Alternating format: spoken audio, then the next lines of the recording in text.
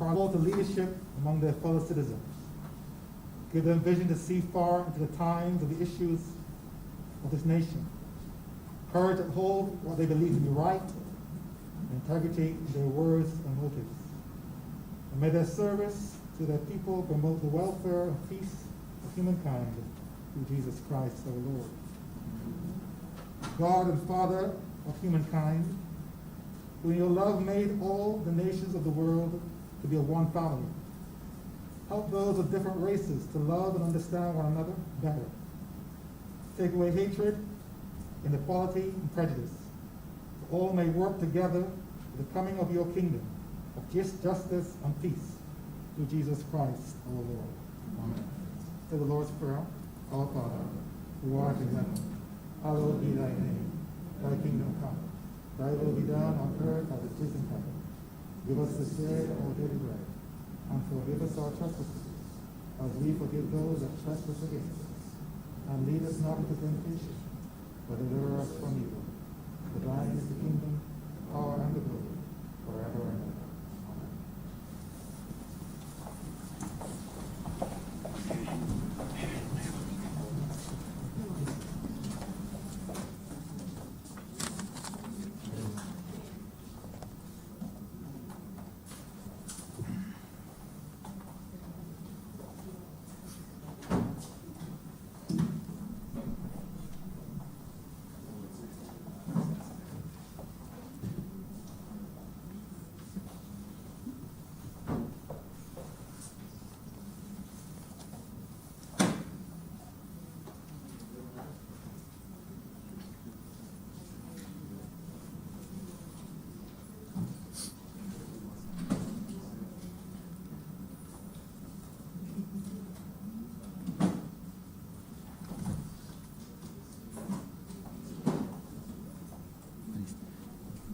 Yeah. This house is in session. Minutes of the meeting held on Friday, 24th of April, 2020 to be confirmed. Mr. Speaker, I beg to move that those minutes be confirmed. The question is that the aforementioned minutes be confirmed. All those honorable members in favor, please say aye. Those against, please say no. The aforementioned minutes are confirmed. Minutes of the meeting held on Tuesday, 9th of June, 2020 to be deferred. Mr. Speaker, I beg to move that the aforesaid minutes be deferred. The question is that the aforementioned minutes be deferred. All those honorable members in favor, please say aye. Those against, please say no. We think the ayes have it. The aforementioned minutes are deferred.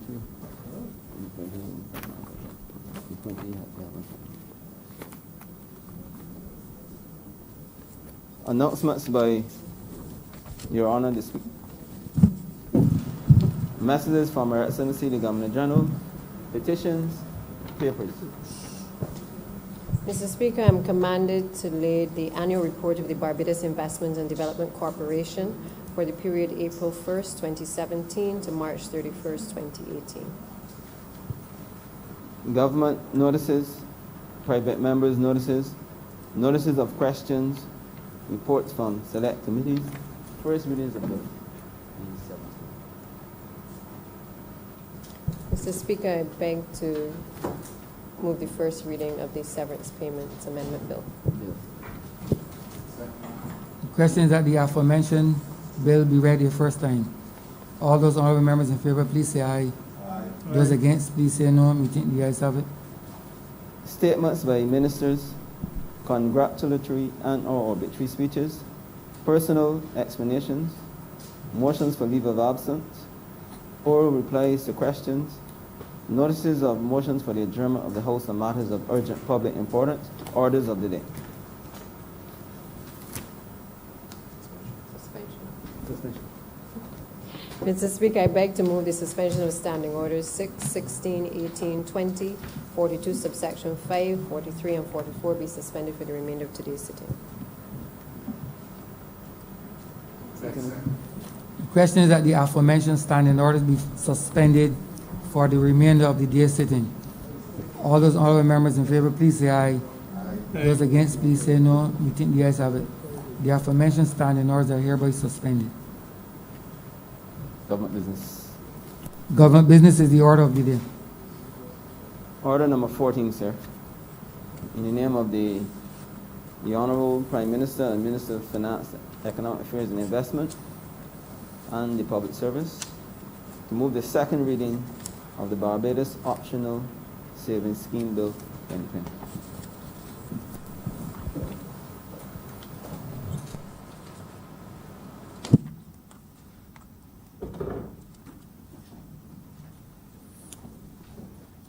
Honorable Prime Minister.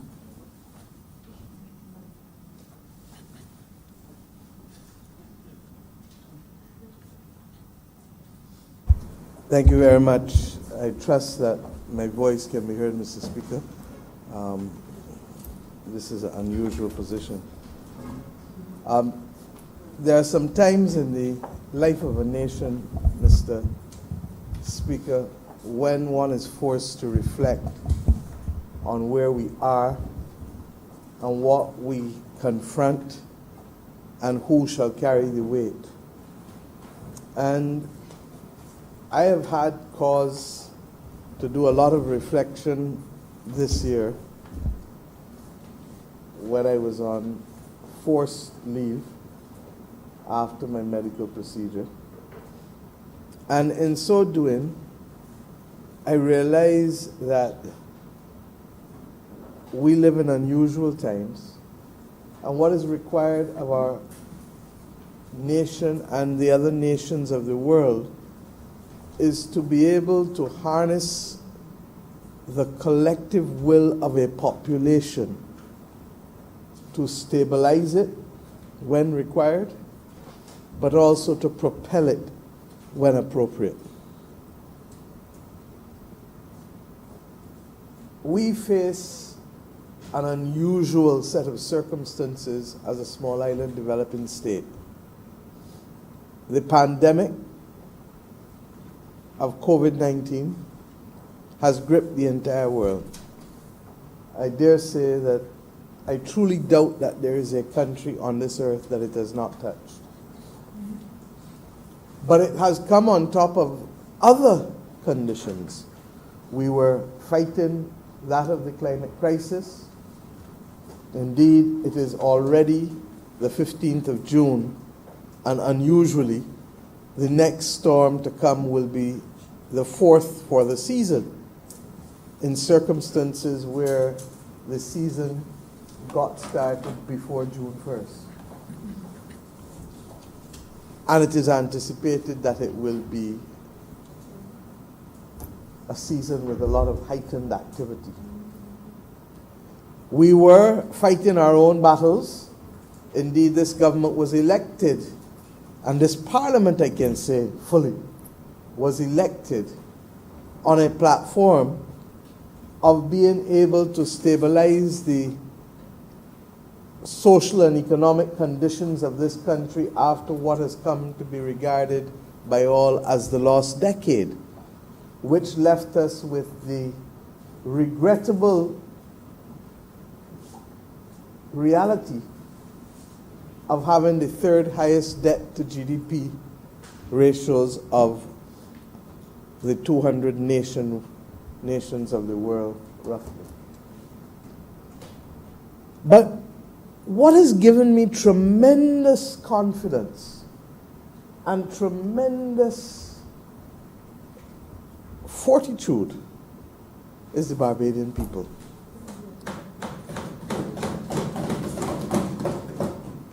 I can think of no better place in the world to be today than this country. And I don't say so because I am the Prime Minister of Barbados. I'm honored and privileged to be.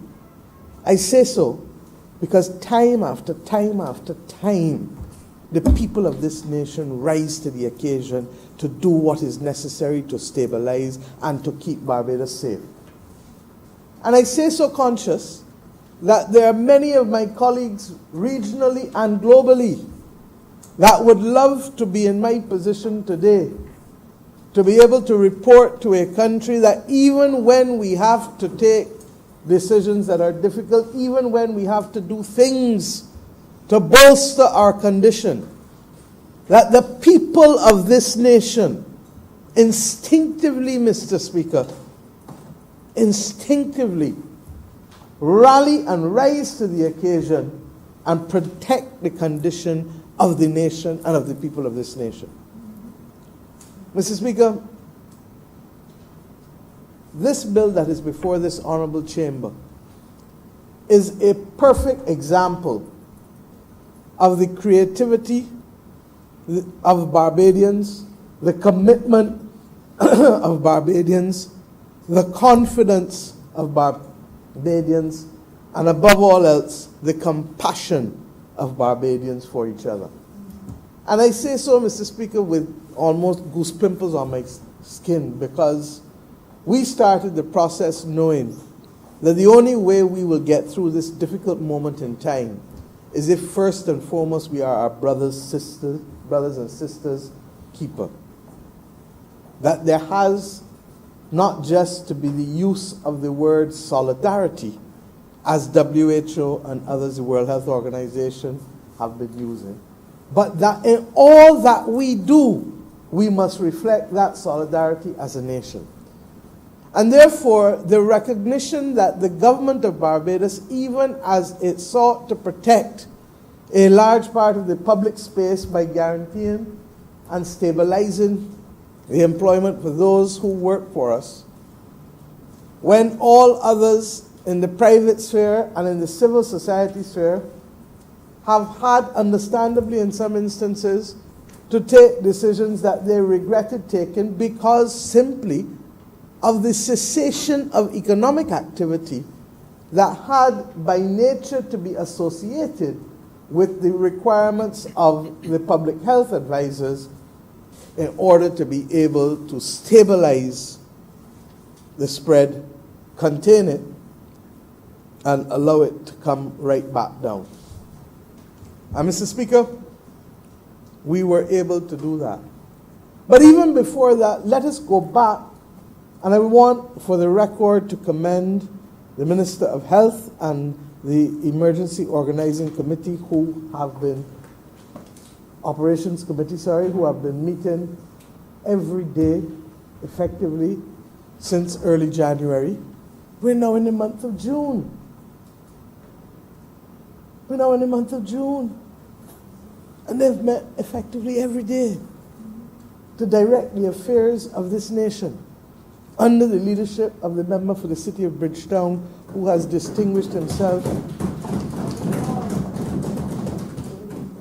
and who sometimes I feel for, because he does not know the difference between Sunday and Thursday now, Monday and Wednesday, Saturday and Tuesday. In fact, I would not be surprised if some Saturdays his car turns into here. Such is the nature of the task that has come to him. But Mr. Speaker, he is a soldier. And a soldier has issued the call, clarion call, that there shall be no surrender and no retreat. And Mr. Speaker, we have all yielded, and the country has adopted that attitude that his leadership has brought to the task that is before us. But we all knew, sir, that it would not be a case of only saving lives. Thank you, sir. But it was also a case of protecting livelihoods. And of necessity, as I said, we had to take decisions to restrict movement of people, which by extension meant restriction of economic activity. With respect to our borders, we had to take decisions. We did not shut our borders, but we understood the implications from all others around us that commercial air traffic would immediately also have to cease if we were to get a hand on it, especially since we would have imposed the quarantine requirements, and hence us and others collectively imposing it meant that the modern marvels of the 20th century, the iron birds, all of a sudden grounded to the ground and could not move. We then understood the reality of what it is to have businesses with zero revenue, but continued expenses. And that is the reality of those countries that are as dependent on tourism and travel, and to a lesser extent trade, as we are. Many of us in this region, many in the Pacific. Mr. Speaker, I stand here today to you, conscious that this is going to be a rough year, but a year that I know we will succeed in getting through. And why is it rough? I've told you the pandemic, I've told you the risk of the crisis, I've told you the continued macroeconomic framework that we are managing. Mercifully, we have been able to make adjustments to the BERT program and will continue to do so as required, but we have made adjustments that would see us move away from a target of 6% of primary surplus to a 1% primary surplus, which is an adjustment of just over $500 million. But in addition to that, we recognize that we still have to be vigilant for all that is happening around us, because no one can tell you that they know what will happen or how it will happen. And this is globally. The advanced economies are likely to face declines between 10 to 15% of GDP, especially in Europe. The United States of America has been forced to print money at a level that is hitherto unknown. In fact, I don't know that our minds can come around and get around the figures. And there is talk even of further packages to come as they potentially face more difficulties. We have already seen in the months of April and May a decline of our revenue of 31% for the months of April and May in this fiscal year, and an increase in expenditure of 21% because of critical expenditures related to health and to water in particular, if we are to be able to solve and to resolve the issues with respect to water, particularly for those in the north and east of the island, and in some instances now in the south of the island, as we go forward, and to have that resolved, we hope, before the end of the year. It is going to be a difficult year, but it is a year that will not daunt the spirit of the Barbadian people, nor will not allow us to feel as though it can get the better of us. And why? The bill that I have the honor to introduce to this Parliament this morning reflects on a optional savings scheme that we put to the Barbadian public servants as an investment opportunity that would allow the government of Barbados to shift approximately in one fiscal year $100 million from wages and related expenditure to capital expenditure, which would allow the government, or that the old Ministry of Commerce building on Reef Road, or to be able to repurpose and to build back facilities in Bashaba for the vendors who cater and service the needs of all passing through that district, because it is still one of God's greatest creations on this earth, the view on that hill looking back over Bashaba Bay. I don't think that my heart will ever tire of seeing that view. Or for us to execute other critical aspects, such as expanding the pace of existing IDB projects, like the ones that are intended to make sure that government buildings convert to smart energy, whether it is through air conditioners that will effectively use far less energy, or photovoltaic panels that will allow us to be able to reduce the volume of fossil fuels that we import into this country and use foreign exchange to import into this country. These are the types of capital projects that we will undertake, while at the same time facilitating for the private sector who have projects that are shovel-ready, those projects such that we can reduce the number of Barbadians who have lost their jobs since the beginning of this year because of this pandemic. Mr. Speaker, everybody looked forward to 2020 as that year that had a special zest and ring. Not just in Barbados. In Barbados, we were committed to the gathering, and we still are.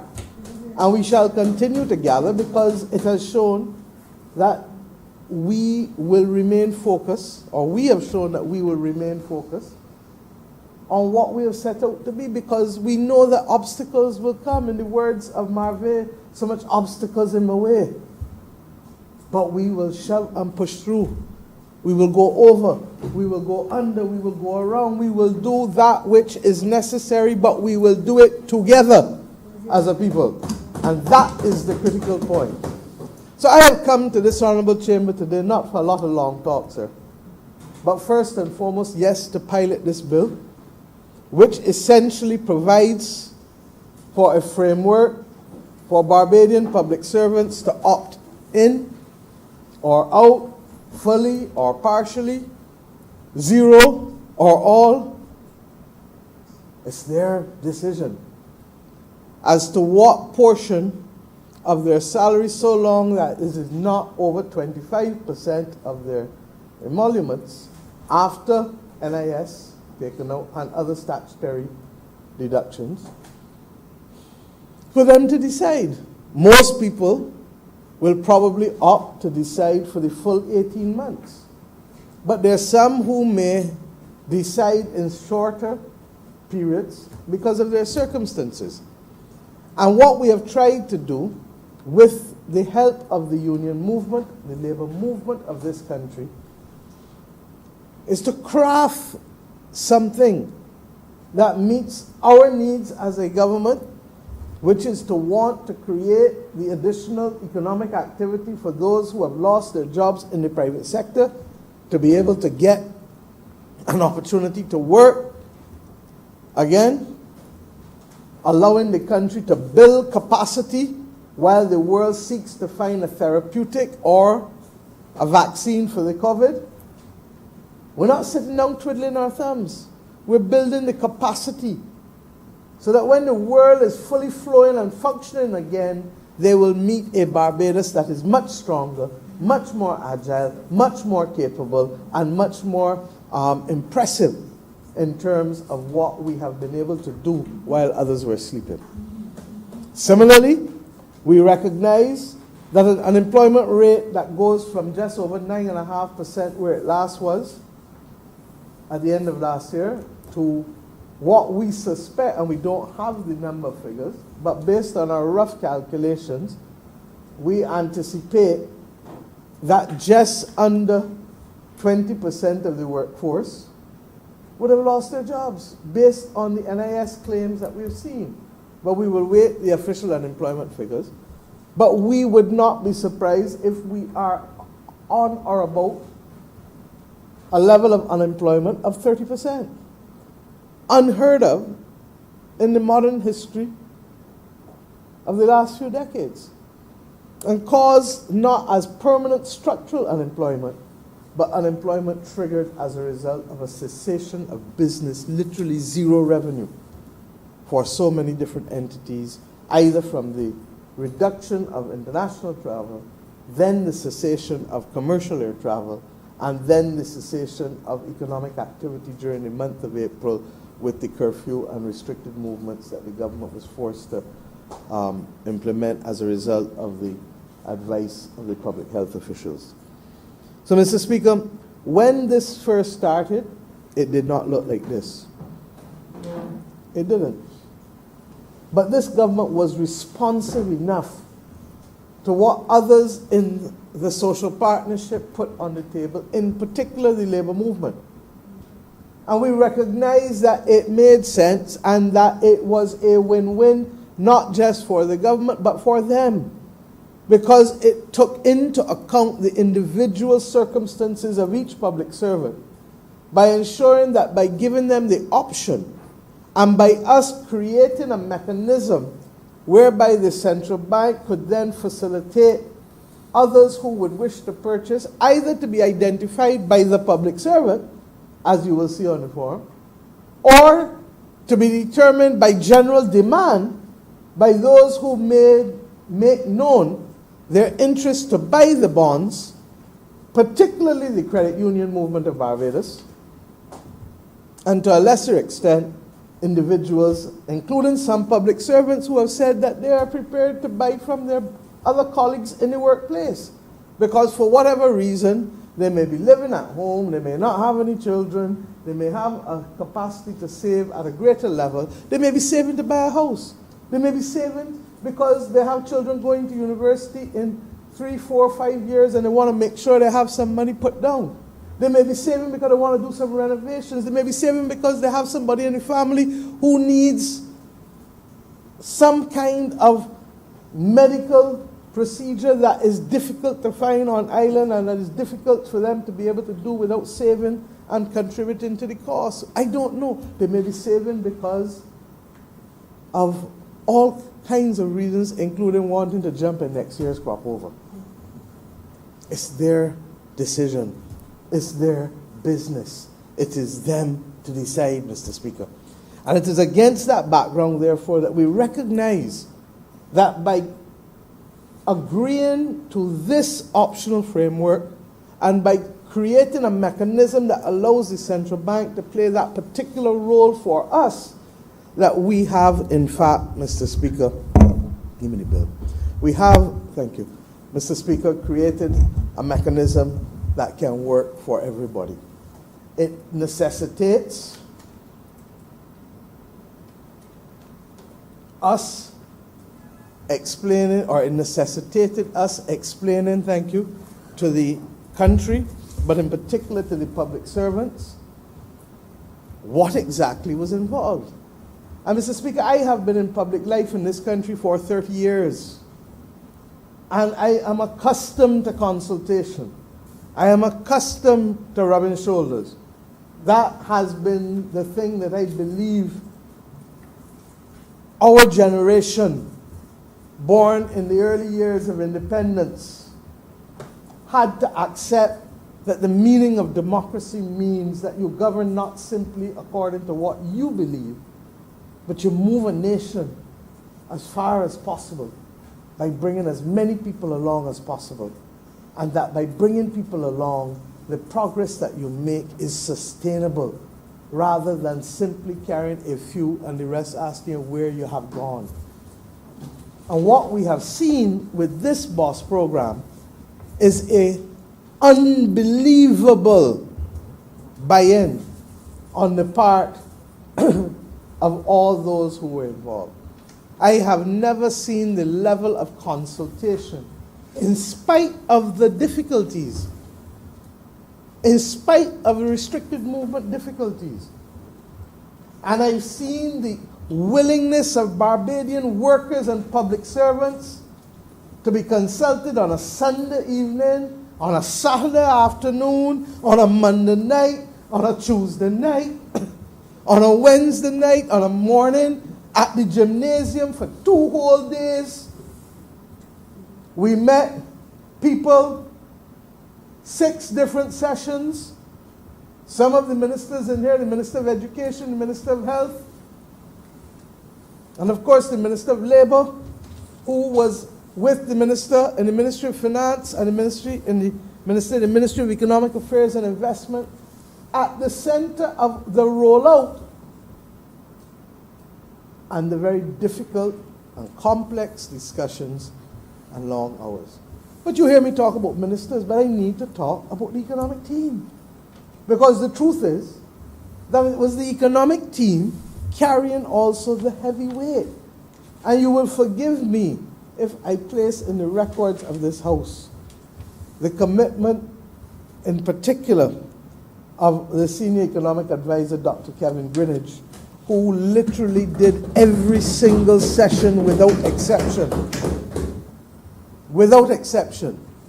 in order to explain the workings and the operational aspects of this bill, not just at the level of workers, but at the level of the central bank, at the level of the Ministry of Finance, at the level of the Ministry of Public Service.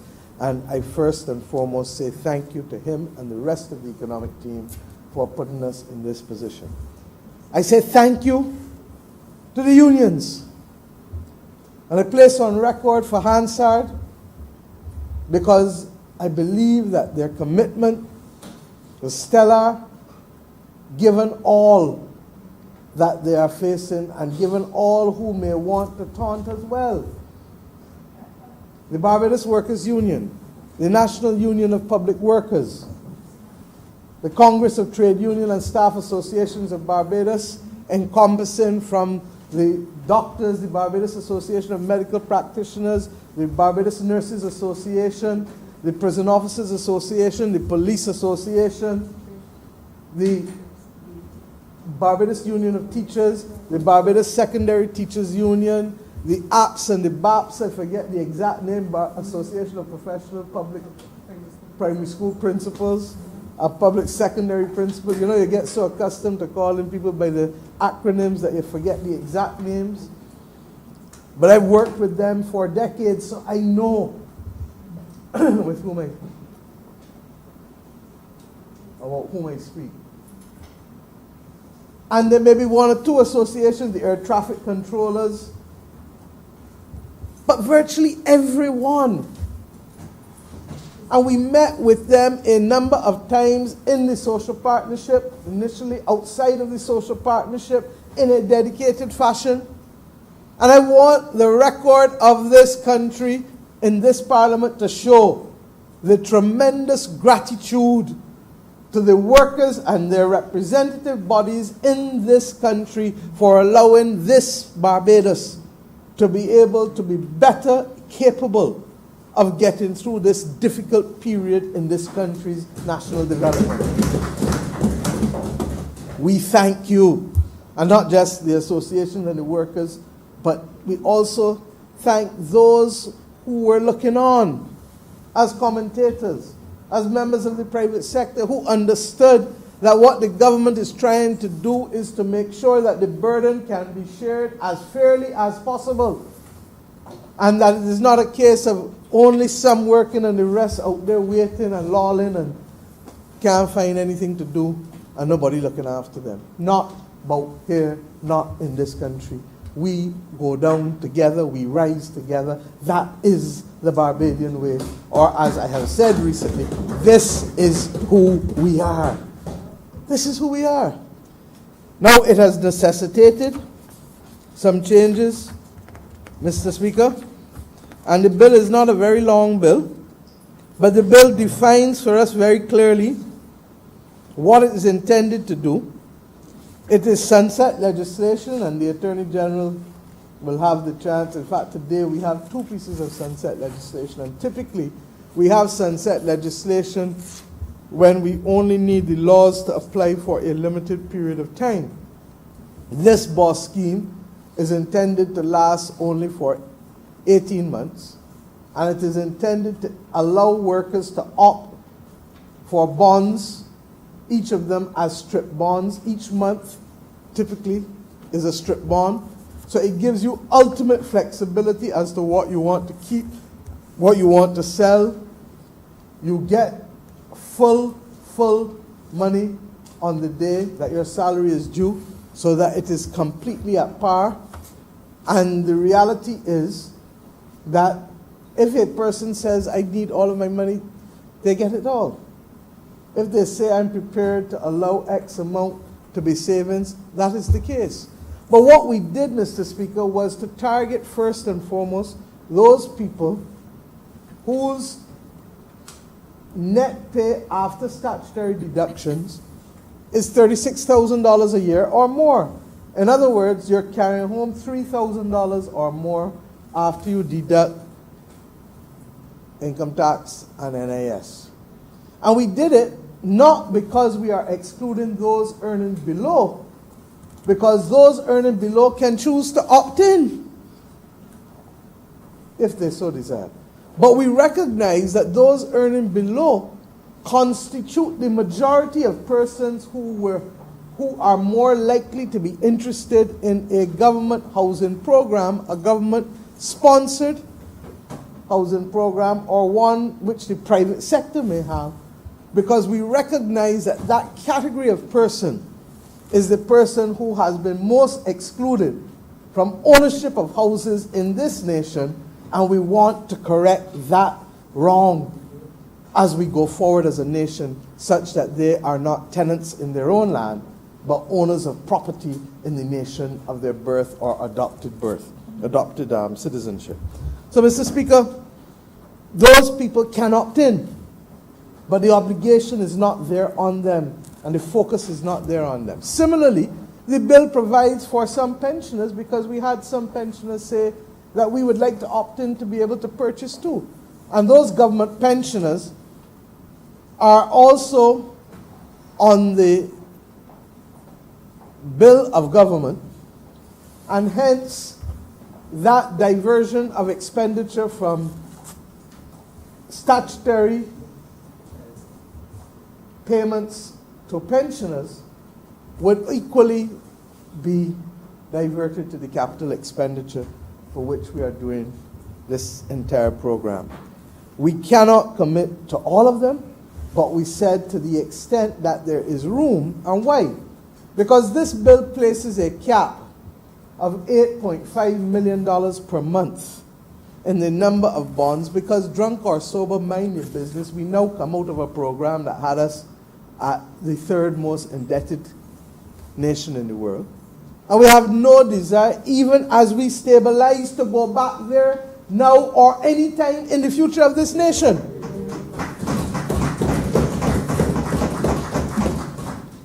But we understand that to get out of this moment, we may have to do some things, because the economy is not yet where we need it to be in terms of strength and stability to be able to do this. Having said that, may I say from where I stand that we are far better poised than many to be able to endure the crisis. And it is largely because we took the corrective action as a nation early on, from the very onset.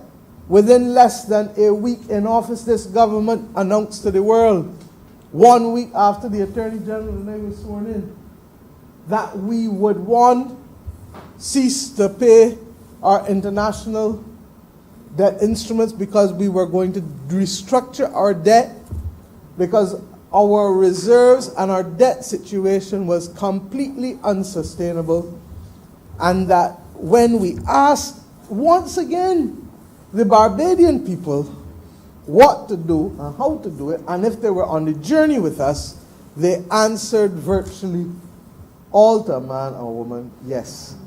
And what hurts in a sense is that not only did Bajans, that's why I tell you that today I give this speech with a certain amount of pride and goose pimples, because this is not the first time that this government has asked Barbadians to walk with them. And the last time we asked Barbadians to walk with us, they did. And not only did they walk with us, but we achieved and continue to achieve remarkably so in the eyes of the international community, such that, Mr. Speaker, even in the middle of this pandemic, Standard & Poor's came out and gave this government a stable outlook in the middle of a pandemic as a small island developing state. There were others that were downgraded to negative. They held our rating and gave us a stable outlook. Mr. Speaker, it is an amazing statement of confidence, not in the government, but in the people of this nation.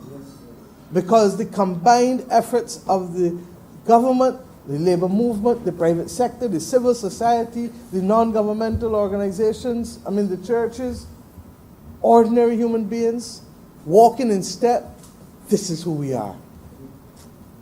And we thought that we were far from that moment, as I said, only to be told, go back to the start line and run it again. At this time when you're running, hold 30 pounds on each leg and 50 pounds in each hand. But not even that extra 160 pounds can stop us from not getting to the finish line, because together we shall get there. Mr. Speaker, we anticipate that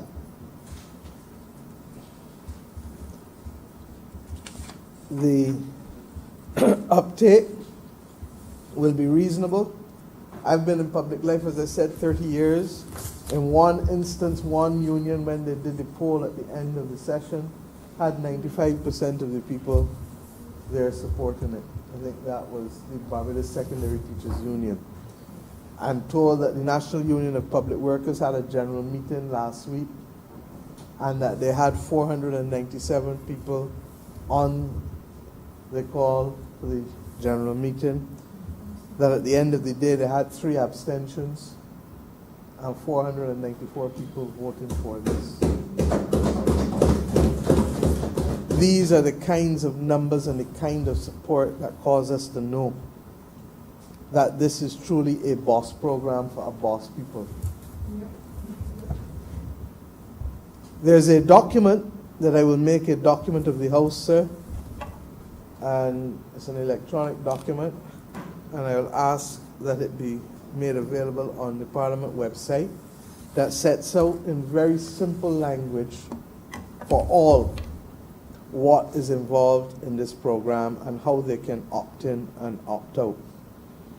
It is not a pay cut, but for the avoidance of doubt, we say that this legislation is not constrained by any other piece of legislation on the laws of Barbados. It is also being passed consistent with Section 49 of the Constitution for the avoidance of doubt. Because while we are here doing this, we are conscious that there may still be some who may want to question or dispute. And we are making it clear that the people of this nation through this Parliament have determined that they want to work together as each other's brother and each other's sister in solidarity to allow us to get to the point next year with our heads above water. This is because sometimes in life you have to slow down. You can't run at the same pace all the time. And all we are doing now is essentially asking the population to do what you can, how you can, if you can, to help us become fitter, to help us become stronger, to help us become more disciplined, to help us become more creative. And in a sense, this is why we are choosing to focus on structural changes that will build up that capacity. So the capital works I spoke about, the buildings, the schools that have to be, and we will spend about just over $20 million on those schools because we've had to take some money back in order to be able to deal with the tablets and the online learning environment, because we have to be able to ensure that by September our children can effectively be totally and completely covered, because this government will not agree to 2 Barbadoses under any circumstances, and education is the one way. Education is the one way where we have allowed people to be removed from any constraints or circumstances of birth that would have precluded them from being able to have the best life that they could have. Education is the Barbadian way of being able to extricate people out of poverty. In addition, Mr. Speaker, we will ensure that we will also move aggressively on the digitization of government's records. All this paper. Parliament now has far less than it used to, but it's still got a little too much for my liking. And I like the trees a little too much. I don't think that I have touched a paper file for the last few weeks. And invariably for the last 18 months, the number of paper files that I have written on have been very, very, very, very, very few. Because our government took a decision within 6 months of being in office that we wanted to be able to move as much as possible to a paperless environment. And the amount of savings that are generated from that, even just in terms of messengers, moving documents from ministry to ministry, the gasoline, the diesel, the various people in the civil service. And I understand that we have to ensure as we go into this paperless environment that we have the proper records and the proper accountability and the proper transparency, and we're in the process of doing that. But in a lot of instances, while you can send things that are new easily, if you have to go back to do the research on the files, if those files are not digitized, you're back at the same paper. And whether it is central government or the state-owned enterprises, we have to do it. And a lot of the persons, and that's why we said we were working, we have a loan from the Inter-American Development Bank of $40 million US that covers a range of things related to the digitization. But we recognize that this is opportunity for a number of young people or older people to get work who hitherto have not been working in the last few months or may have come out of whatever sector that is not yet opened back its enterprises for them to be able to get some work. And of course, there's the issue of training. Everybody knows about homework, from the smallest child to the oldest student. And this is time for a lot of homework for us as a public service, for us in whatever sector we work in this country, in the private or public sector. Now is the time to sharpen your skills. Now is the time to read and train. Now is the time for you to prepare and to think out of the box. Because Barbados will make it through COVID. And when we do, the platform from which we stand can't be here, but has to be higher, because the collective capacity of the nation will be better 1 year from now than it is today, because of the commitment of the people of this nation to work together on a common mission. So, Mr. Speaker, this program will get this country back on its feet in a way that will allow people to tell their children and grandchildren, you know what I like about this country? You know what I really, really like about this country? That when you're down, and the people that live around you, or that the people that is your family, or that the people that you work with, when they see you down, what they do? They come and offer a hand to help you back up. That is who we are. And I said to you that this bill does not call for a lot of long talk. The bonds will work seamlessly for those who choose to opt into the program. And we will pay attention to the detail. Today I have a meeting with the Treasury, the Central Bank, the Ministry of Finance, to go through all of the provisions again. And we're going to do a dry run, and we're going to go through it because it will work in a way that makes sense. The opportunity to interact with public servants last week also allowed me, particularly with those in the health sector, those in the police, customs, to be able to remind them and to reinforce this government's commitment to the appointment of public servants who have been languishing in acting posts for way too long. We have already done it with a number of customs officers. When we came to office, there was something called a clerical officer in the customs that had a whole set of people acting for 22 years and basically doing customs work, wearing a customs uniform and being called a clerical officer. This government made them customs officers, clerks, customs officers for. And I thank all of the unions who worked with us, including the one known to the leader of the opposition through his senator in the Senate. We worked together to create just over 170 posts for persons who had been in there, in some instances for 20 years. We did it and started doing it with the nurses, the Minister for Health will tell you. And it is my duty as the Minister for the Public Service over the next few months to have as many people appointed in this country who have been in position for more than 3 years. This is not an idle promise. This is a journey on which we have embarked. There are those who are already on the side waving at the train, trying to get off the train. And we are going to make sure the rest get off the train as far as possible. We've said that so long as there is not a negative report, there is no reason not to proceed immediately and appoint those other persons who have been acting for over 3 years. And indeed, the Director General of the Ministry of Public Service has brought to my attention that in some instances there are medical requirements for medical reports by the CMO, etc. I said, look, let anybody who is a certified doctor provide those reports.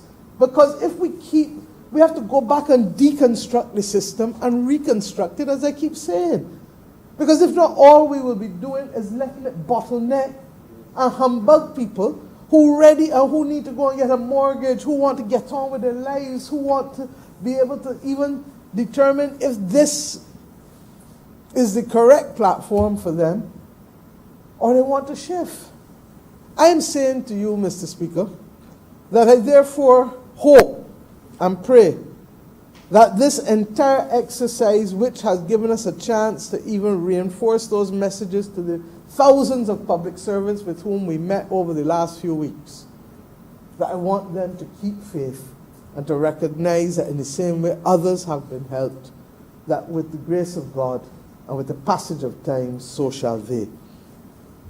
Mr. Speaker, the same document that we have has examples, and I give you the commitment that anyone else who needs explanation or who needs to understand or who has questions beyond the frequently asked questions, that we are more than happy to provide them.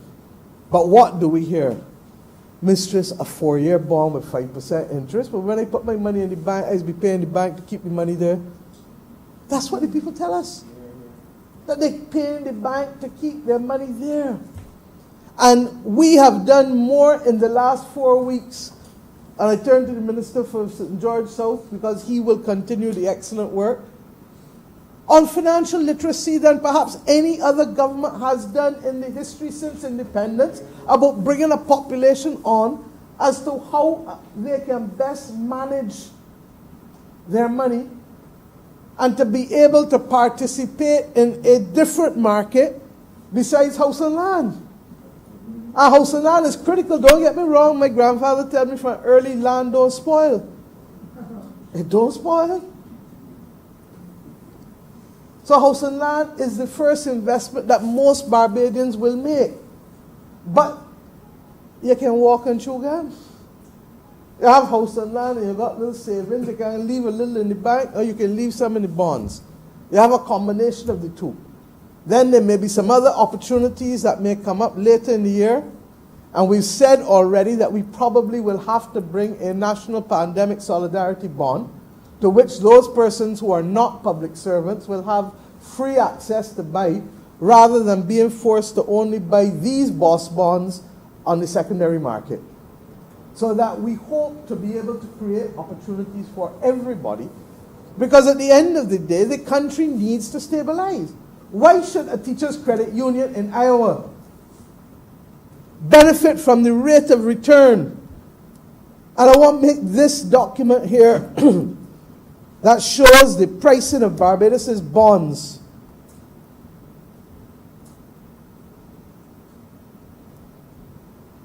From November 2017 right through. And to show you that even in the middle of this pandemic, the price on Barbadian bonds has gone back up. Now, if that's not confidence in the people of this nation, I don't know what is.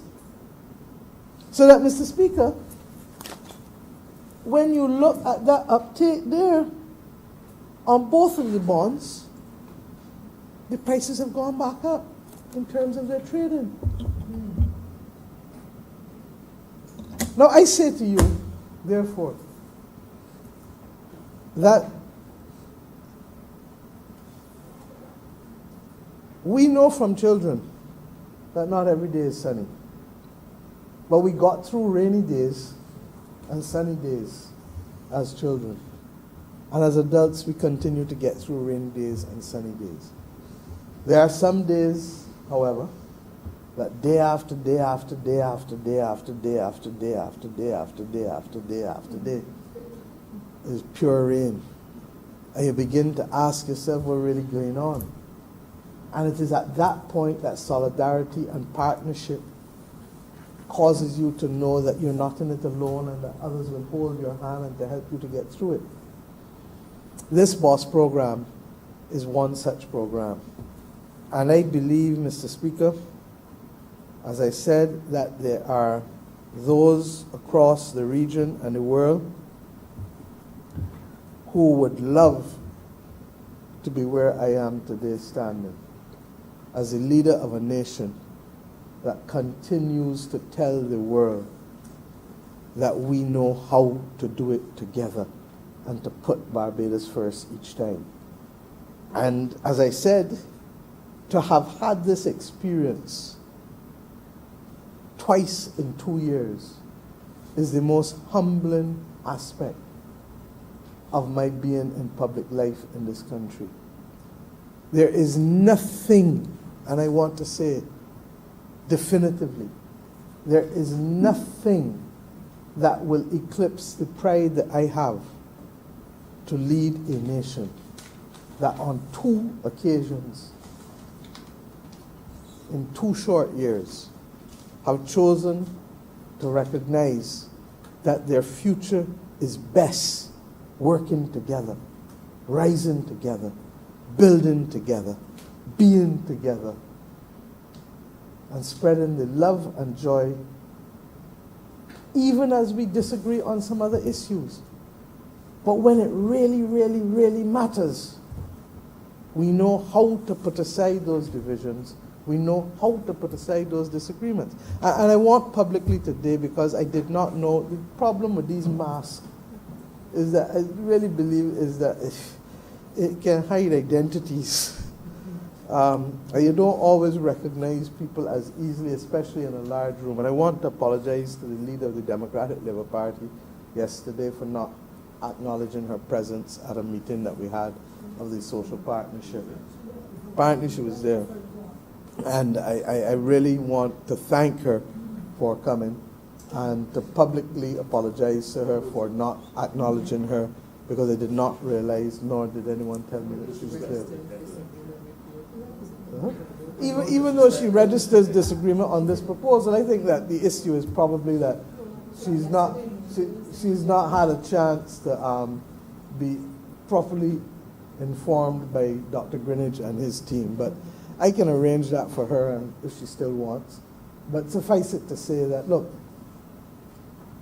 in this matter, Barbadians have spoken predominantly. We do not expect every last person, but the preponderance of opinion, the overwhelming majority of people have said, we know the country is in trouble, we are prepared to play our part, and more importantly, we want our brothers and sisters who are right now without work to be given the best opportunity to sustain their families. And if the BOSS program can do that, while still giving us a return of 5% on these bonds, 4-year bonds, then we are with you on this. I thank the unions again. I thank the public officials again. I thank the ministers again.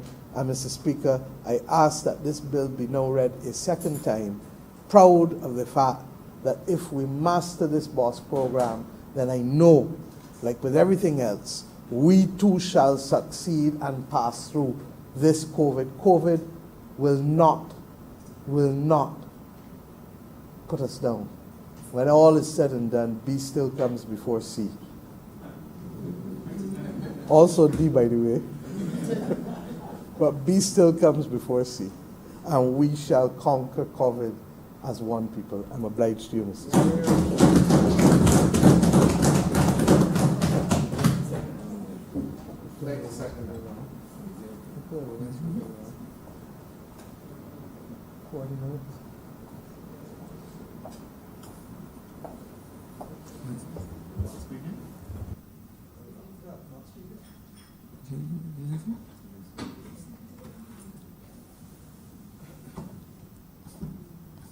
Honorable, your opposition.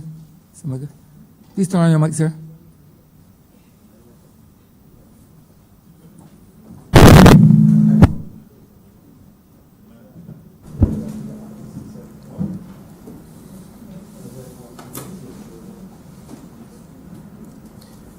Thank you very much, Mr. Speaker.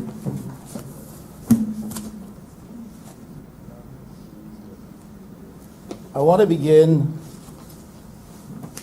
by saying I don't see my role here as to say to anybody in Barbados, don't sign on for these bonds. That is not my role.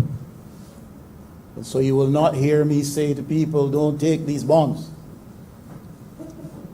My role, as I understand it, is to put the alternative view and to help to create a fuller picture, to help Barbadian public servants to be as fully informed as possible so that each of them may make his or her choice.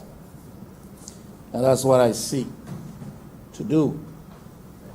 It is not good enough if we pursue the interests of the nation wholeheartedly to give only one side of the picture, to tell one side of the story, to point to what you perceive to be the positives and not identify some other considerations which one must take on board if one is to be empowered to make a mature and responsible decision in the interests of the country, but also in the interests of oneself.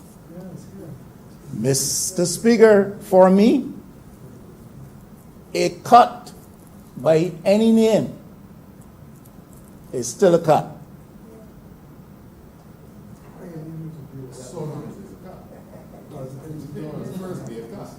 A cut, Mr. Speaker, a cut by any name. On a point of order, just, and I say it once, the Honorable Prime Minister.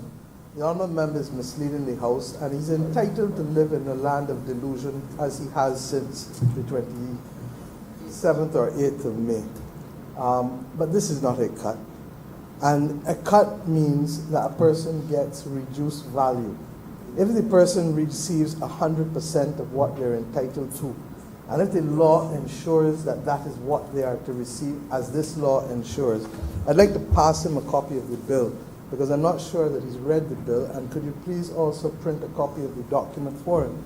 Because then he will realize that he is completely, utterly misguided, at worst, and at best, delusional beyond what is normally associated with him. And if she's done, Mr. Speaker, I'd like to continue. Because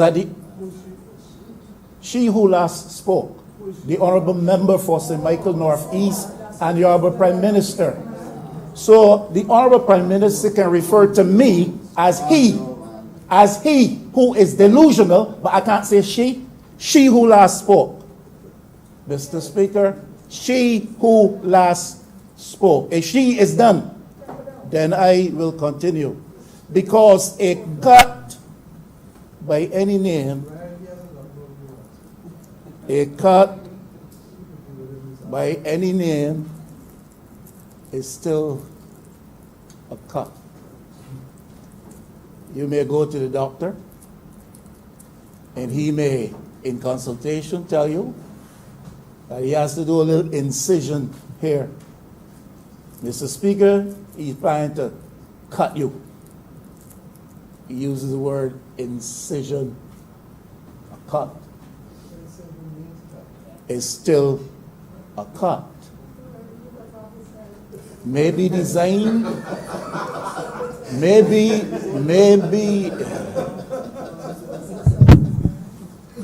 Honorable member, continue, please. May be designed to achieve a specific purpose, but a cut is still a cut. Even when the doctor says, uses the word incision. Trying to cut you, Mr. Speaker. Cut is still a cut. If you're dealing with the police, as you often do, Mr. Speaker, you may hear the frequent use of the word wound. Often, it is a cut. It is a cut. They charge you for wounding somebody. They charge you for cutting up somebody. A cut. By any other name, a cut by any name is still a cut.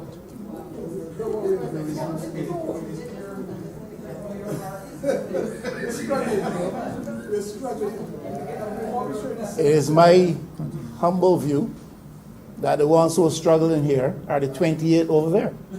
I allowed the honorable member to speak and ramble on for an hour. Did not interrupt. Went all over the world and back. Did not interrupt. 28 of them, and they can't sit still for one moment to listen. Because a cut by any other name is still a cut. Sometimes we may call them punctures, wounds, incisions, cuts. Cuts. They're cuts, Mr. Speaker. Mr. Speaker. Please let the honorable member speak without interruption, Mr. please. Speaker. Please. Mr. Speaker, they are cuts. They pierce the flesh. They're cuts. And you bleed. They're cuts. They are cuts. By any other name, a cut is still a cut. We say we're not cutting people's salaries. We are not cutting people's salaries. So in 4 years' time, they will get 5% interest on their investment. No reference to the change in value of money over time. Mr. Speaker, your dollar that you earn today will have the same purchasing power 4 years from now. You don't lose. You don't lose.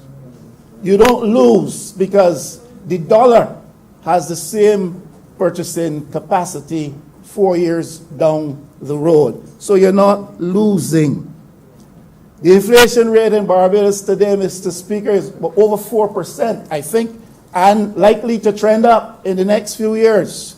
So what you earn today becomes subject to inflationary pressures down the road. No change, you earn the dollar today, it gets you the same distance tomorrow. A cut is still a cut, Mr. Speaker. Mr. Speaker, what this amounts to, this bond issue, is an attempt by the government to borrow from public servants with a promise to pay with interest a few years from now. Where does the government get money to pay its debts, Mr. Speaker, in Barbados principally? So you lend the government money today, and they promise you a 5% interest in 3-4 years from now. And in 4 years from now, when they have to pay, they will tax you to pay, Mr. Speaker. A cut by any other name is still a cut. You all can sit there and try to fool the people of Barbados. My responsibility is to paint the fuller picture. Tell Barbadians that this is a loan. not an investment for them primarily, but a loan to the government of Barbados, which when it falls time for the government to repay, it will have to tax Barbadians to repay. So you'll be being taxed on your investment gains. Because how else is the government going to be able to pay you? So you're being taxed now on your gross income. And then they take a bond off the top of your head. And down the road, 5 years from now, they have to repay you on what they call your investment. They are not saying to you that we will have to get that money from you to pay you back. Mr. Speaker, a cut is still a cut. They can jeer, they can laugh, they can mock, they can jump up, but a cut is still a cut. And I'm not telling anybody don't sign on to any bonds. I started there and I repeat it. But I am saying, know that a cut is still a cut no matter what they call it. I reckon with that, you will have to be taxed in order to pay it.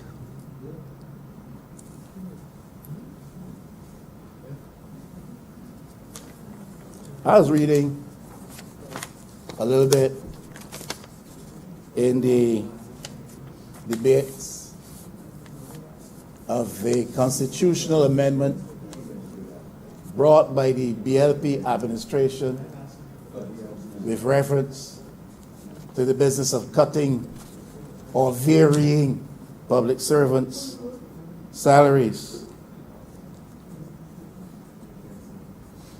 Reference is made to the judgment of the Privy Council in the case of Gladwin Ophelia King. And it underscored the precept of public servants' independence from any financial pressure that a Parliament of Barbados can bring to bear upon them. And this is with respect to their salaries and property. That is still a precept that I would like to believe we hold dear. And in all of the fuss, all of the glitz, all of the bluster, we have to ask ourselves if what, in fact, we are doing here as a parliament is exerting pressure upon a targeted group of people in this country to interfere with the salary arrangements contracted through them, through their leaders, with the government of the day.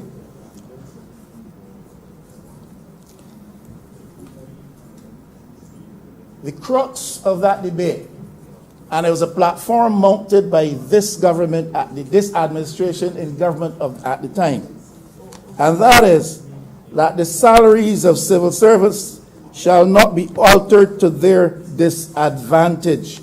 And all I'm saying in referring to that, Mr. Speaker, is this.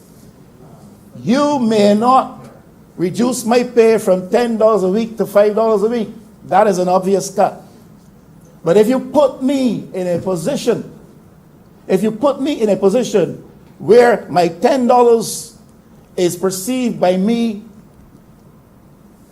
because you have so instructed, because you've so encouraged me to believe, that $10 is perceived to be an investment, and 4 years from now, I find the returns are not what I thought they would be, because the value of the money is not the same, because I'm being taxed at that time to pay myself for that investment which I made. If at that time inflation has trended upward and therefore the dollar doesn't stretch as far because prices are higher, what you have done is put pressure on me to put me in a position where my money earned is not, the money which I earned or expected to earn is not what I thought it would be. You have put me at a disadvantage. Now they can deny that all they want. Simply saying, civil servants must consider whether or not, even if they take up this quote-unquote option, whether or not 4 years from now they have not been put in a position of disadvantage, because you have to be taxed to pay it, because inflation kicks in, because the value of the dollar has changed over time, and because you're paying for your earnings out of your own pocket, if you understand what I'm saying, Mr. Speaker.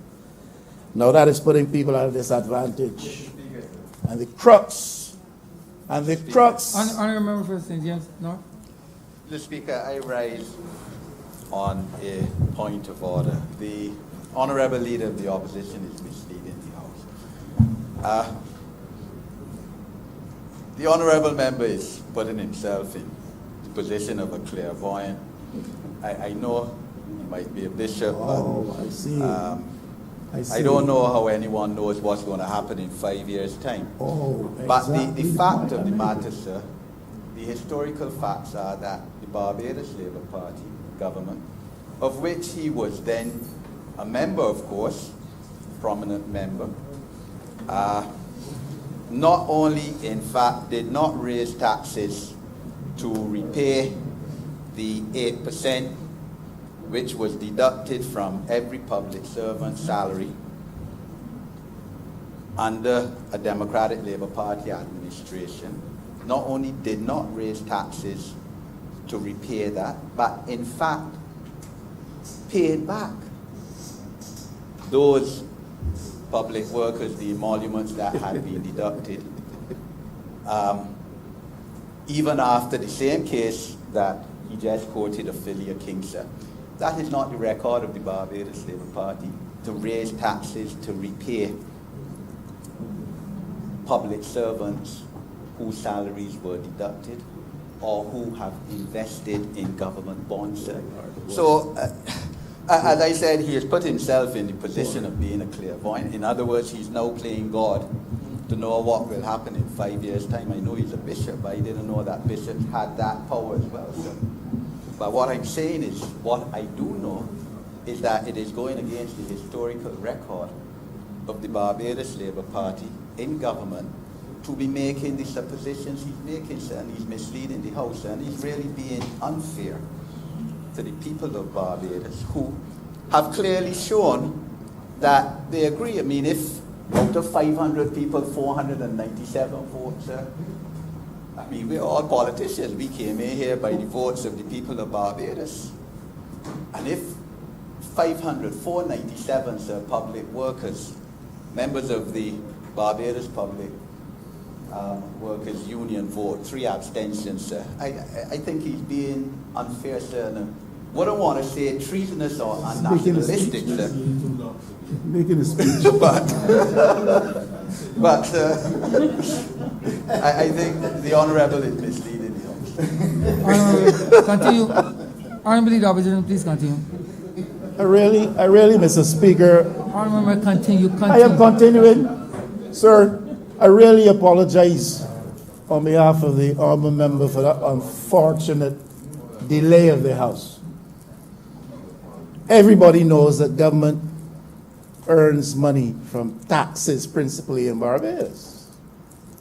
And then when it comes time to repay on this investment, it is the consolidated fund, the taxpayers' money that will be used to pay them back. And I am no clairvoyant, sir. I am simply saying, if you look at the indications, right now, it is very likely that you're going to have problems with inflation. You're going to have problems with change of value of money when you get down the road. Clairvoyant involved in that.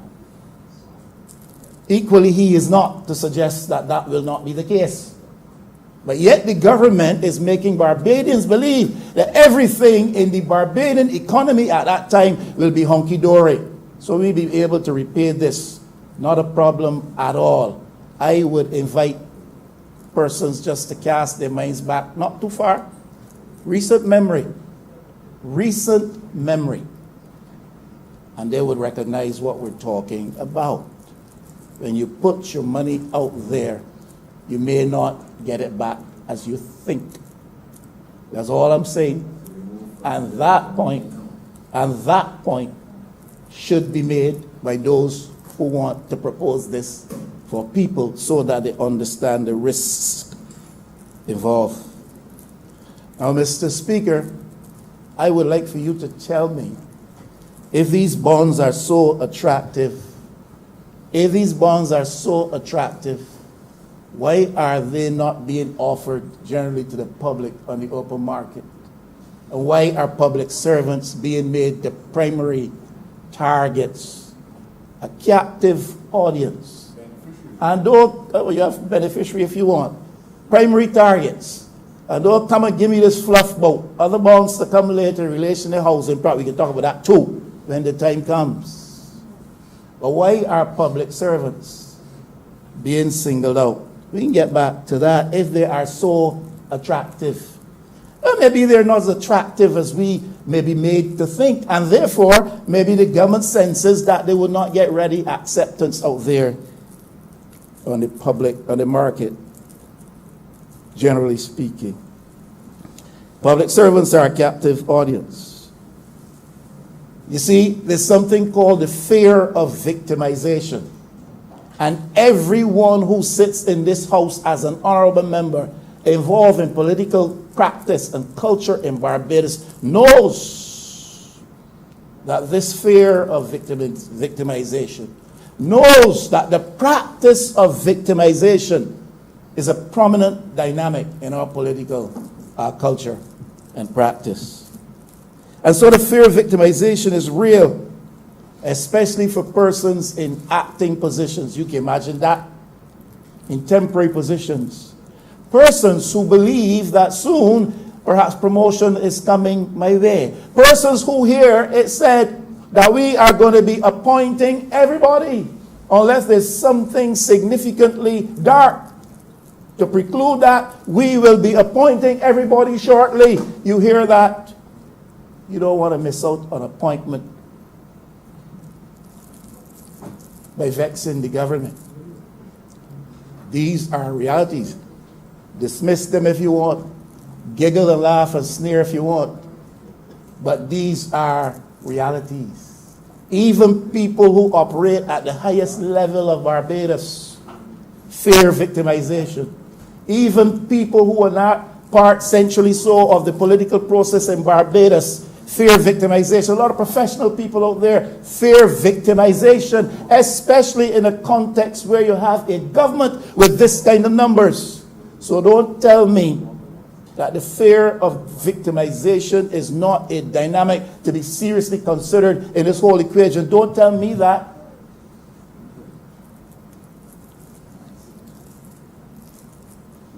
People feel vulnerable and people feel pressured. When people feel pressured, it is the few who are able to stand and resist the pressures and be counted. The majority give way to those pressures. Now we are told that this is an optional savings scheme. Now you have not given me a clear explanation as to why an optional savings scheme has a default position where you are in the scheme and the choice must be that I get out. Explain that to me, man. And that man is not addressed to you, sir. Explain to me why the default position is that you are in.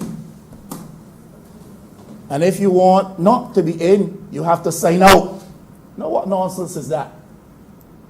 Why can't I simply sign in if I want to be in?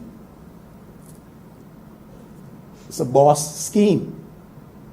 You're familiar with these kinds of words, Mr. Speaker, because you had boy days. You used to play. You used to play. You know what a boss crook is? You know what a boss crook is? Well, you borrow those types of terms. And you apply them sometimes in situations which you think are sanctified. So this is a boss scheme. Barbados optional savings scheme. But the default position is whether I like it or not, they put me in. And I have to sign out. The Lord knows the bureaucratic lethargy is such in Barbados that I may sign out today and it does not come into effect till 8 months from now. We know that these are realities. tell people these things. Why is it that the default position is that I am in, and if I want to get out, I have to get out? Now in section 14 of this thing, Mr. Speaker, there's the bill at 14.3. Every public officer who does not wish to receive his bond allocation shall so indicate in writing in the form approved by the minister. So you have to sign out. No, you ain't signing yourself, you know, but you gotta sign out. You didn't check it yourself, but someone else check you in. You gotta check out. You go to the hotel, Mr. Speaker, you check in, and when you're ready, you check out. No, they're checking you in here. And if you so desire, you check out, or you express a desire to check out. We're not too sure. It may be like the Hotel California, that's the name. But you go and check out. Point 4, paragraph 4, clause 4. For the avoidance of doubt and in the interest of clarity, where a public officer fails or refuses to indicate in writing whether he wishes to receive a bond allocation or not, he shall be deemed to have chosen to receive his bond allocation. You understand? Yeah, get up. You in, you in. Honorable Member St. Joseph. Mic is not on. I don't want to say the honorable member is misleading the chamber. I know for sure he can read. But it is a grievous thing to leave off the last two words. He shall be deemed to receive, he shall be deemed to have chosen to receive his bond allocation in cash. Leave off that. I read In that. cash, it's here. Now, I don't know if it's not in the one he has. Sorry, not he, the honorable member. But if he's going to read, he should read the entire thing. A little learning is a dangerous thing. A little reading is even worse. Thank you, Mr. Speaker, for allowing that. Because, well, I won't even go there. I think the records of this house will show I read every single word. I read every single word. He shall receive his bond allocation in cash. Honorable Member, you didn't say that. Mr. Speaker, I insist that I said that. You did not, Honorable Member. Mr. Speaker, I insist that I said that. Proof otherwise. You want the records there? You want And the- it makes no substantive difference. You say that. The point is this. Even if I had left off those words, the point is this. You sign in, you are signed in, and you can only sign out. And if you refuse or forget to sign out, you are deemed to be in. That's what it says, and it's supposed to be optional. That is the essence of it. The essence of it is, Mr. Speaker, you have to sign out, but they sign you in. Why is that? Deal with that part of it. Forget the in-cash business. We understand that if you're out, you're going to get your cash, and that's another story that we'll deal with in a short while. But why we have to be signed in the first place? You understand, Mr. Speaker, that they're going to sign you in? And that will remain the case until you sign out. You understand that, but it's optional. It's optional. You know, Mr. Speaker, everybody in Barbados ought to know that part of the issue with which the government struggles is that it has to cut its wage bill. It has to cut its wage bill and keep it in check. Has to cut its wage bill and keep it in check. Now, this is the government that gave a 5% increase to public servants.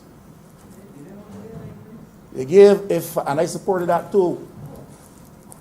The same government that is now looking via this boss move to retrieve some of that 5%. The government has a challenge with reference to its wages bill.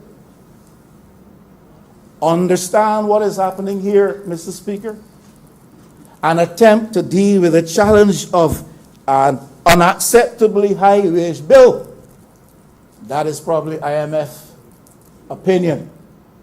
This government, since its program on the bird is a homegrown program, is probably also of the view. So an attempt to pull back a bit. So it is shifting a portion of its wages bill from central government's books onto the books of the Central Bank of Barbados. That's what's happening. That is what is happening. You are shifting a portion. On a point of order. This will happen. This will happen 28 times, Mrs. Speaker. Honourable member At for least. Church West. Mr. Speaker, the honourable member is clearly misleading the House. Clearly, this is not any move to shift it onto the central bank's books. This is a bond issue of which then any person can then purchase the bonds through a secondary market. And further, this is an opportunity for people to get a better interest rate than any bank is giving them in this country at 5%. Mr. Speaker, all over the world, all over, but I just want to finish. All over the world, Mr. Speaker, people are known to get paid with shares in the company. This is nothing unusual. An opportunity to get a bond issue from the government of Barbados at 5% is a benefit to the people of Barbados. The member continues to mislead the House, and grievously so. Well, you know, Mr. Speaker, maybe your member for, and I like to engage him in debate, because I know he's coming from an honest position. He's often wrong, but he's always honest. Now, he would have to explain to the people of Barbados, if this is not an attempt to shift wages from central government's books to central bank's books, why is it if I opt out, bonds are still written in my name, go to the central bank, and the central bank has to give me the cash? Can you tell me that? Can you tell me that? On a point of order again, Mr. Speaker. Honourable Yes, because the central bank acts like a broker. It's a clearing facility of which other people can come and purchase. It is not on the central bank's books. Mr. Speaker, there's no need for any broker. If I opt out, central government pay me. No, but bonds are still issued in my name, and I have to get paid through central bank accounting. Is that not true? Why is that? That is not true. I suggest you go read the plan again. Mr. Speaker, it's an attempt to move wage numbers from central banks, from central government's books to central bank accounting. They have to explain that if it is not a desire to reduce the wage bill on the books, to make ourselves look better for IMF scrutiny, if it is not that, then explain to me, if I opt out, haven't been forced in, why doesn't central government pay me? Why do I have to wait for a second source of my earnings via the Central Bank of Barbados? You know, this was originally called forced savings. Forced savings. You think that name just came out of the blue? Intelligent people on that side recognized that they were forcing public servants into a position, and hence the name was coined, forced savings. But then it was very quickly recognized that that's a madness, because you can't sell a product labeled like that. So we moved from forced savings to national meeting terms. Somebody started to imagine things until it dawned, but it doesn't fit the bill. It doesn't fit the bill. We know about national meeting terms. We know meeting terms in our culture, and this doesn't fit the bill.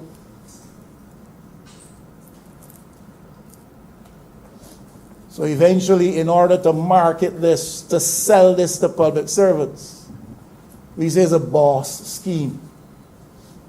A boss scheme that emanated somewhere in a boss mind.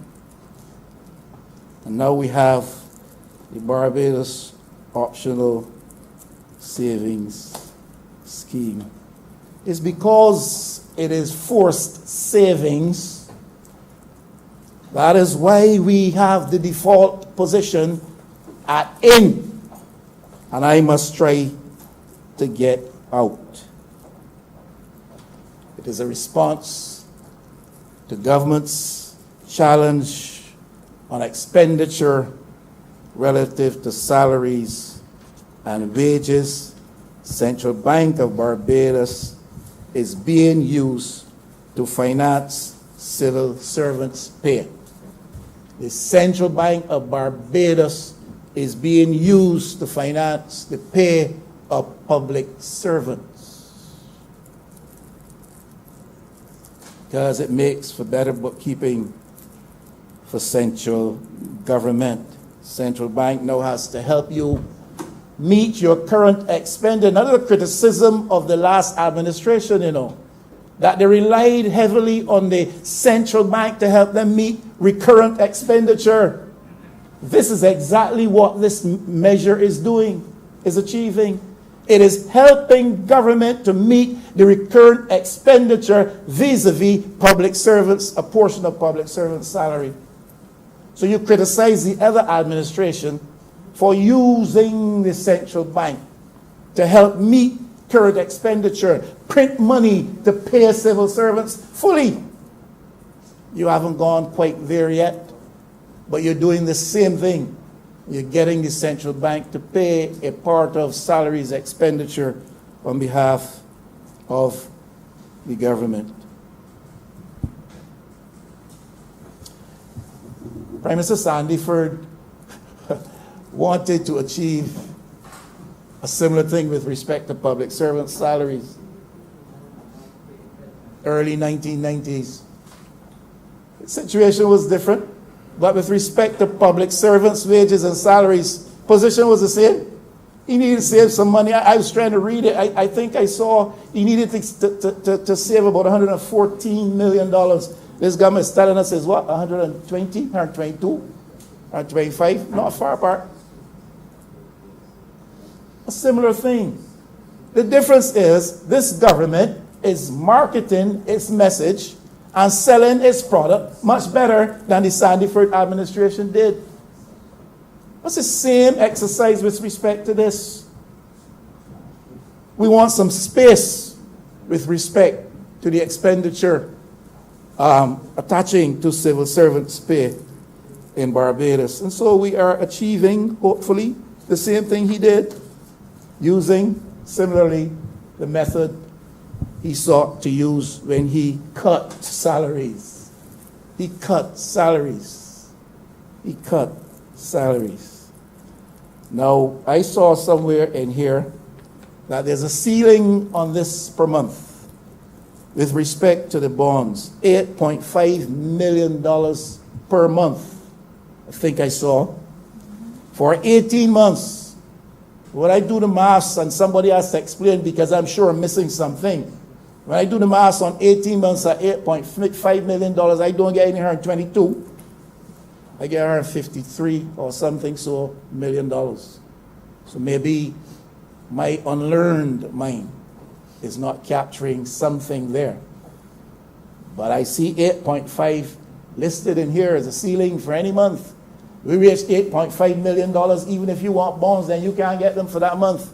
And 18 months at 8.5 comes up to something like 153 million. And that 8.5 million thing is stipulated in section 7.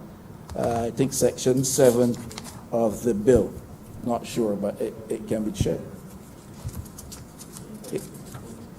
It also states, Mr. Speaker, that, and this is interesting, and I saw that this, maybe I missed it early, but this was something that seemed to be emerging relatively late. Because I recognize that in addressing the matter of those who fall below the 36,000 threshold, who want to opt in, they can opt in at any level. It's up to them, but you can't go past 25%. And that 25% does not only apply to them, applies to everybody. So when you opt in, I shouldn't say when you opt in, Mr. Speaker, when you refuse to opt out,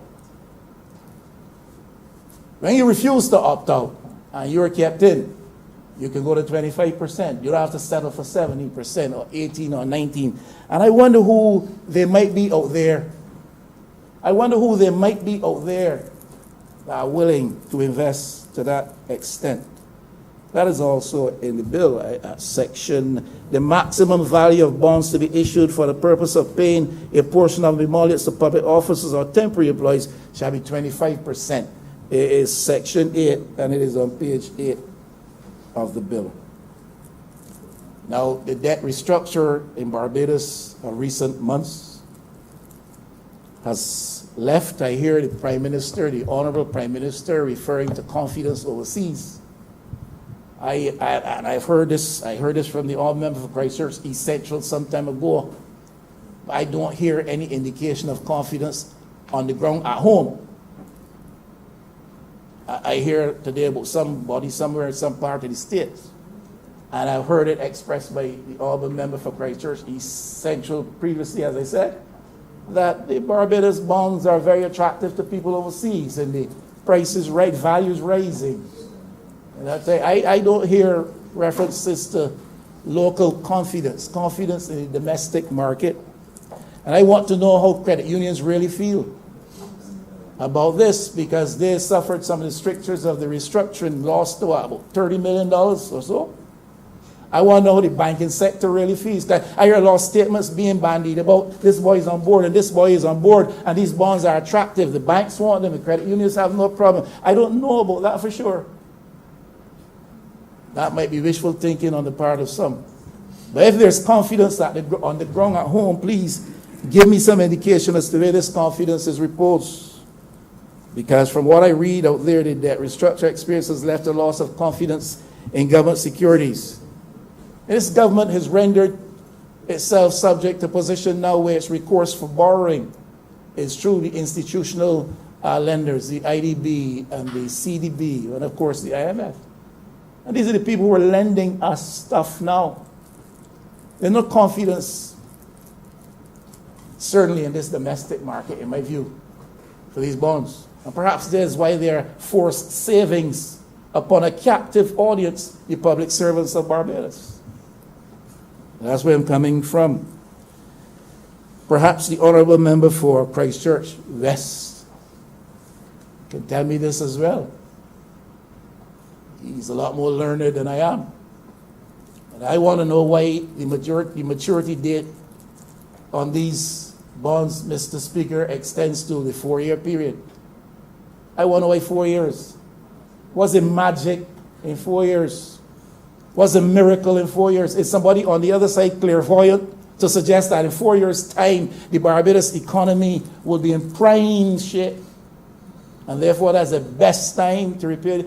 Some measure of clairvoyancy on the other side suggests that that is why this date is chosen. Why 4 years, Mr. Speaker? I'll tell you what a political mind might think. And the political mind might be wrong, but I'll tell you what it might think. And I'll tell you what public servants need to consider. 4 years from now is just beyond the constitutional election date in Barbados. 4 years from now falls beyond the next constitutionally due election date in Barbados. Why are these bonds subject to a 3-year maturity period? Thank you, my man. Why are the bonds not subject to a... You're asking people to invest over the next 18 months. Why are the bonds not subject to a 3-year maturity? They have to ask the question. Because the full story full picture has to be painted so people can make an informed decision. Why 4 years from now? Because that date falls beyond the next constitutionally due election in Barbados. And if we reach that date and this administration happens to win the election, it is then beyond the sanction of the electorate if it does not pay these bonds when mature.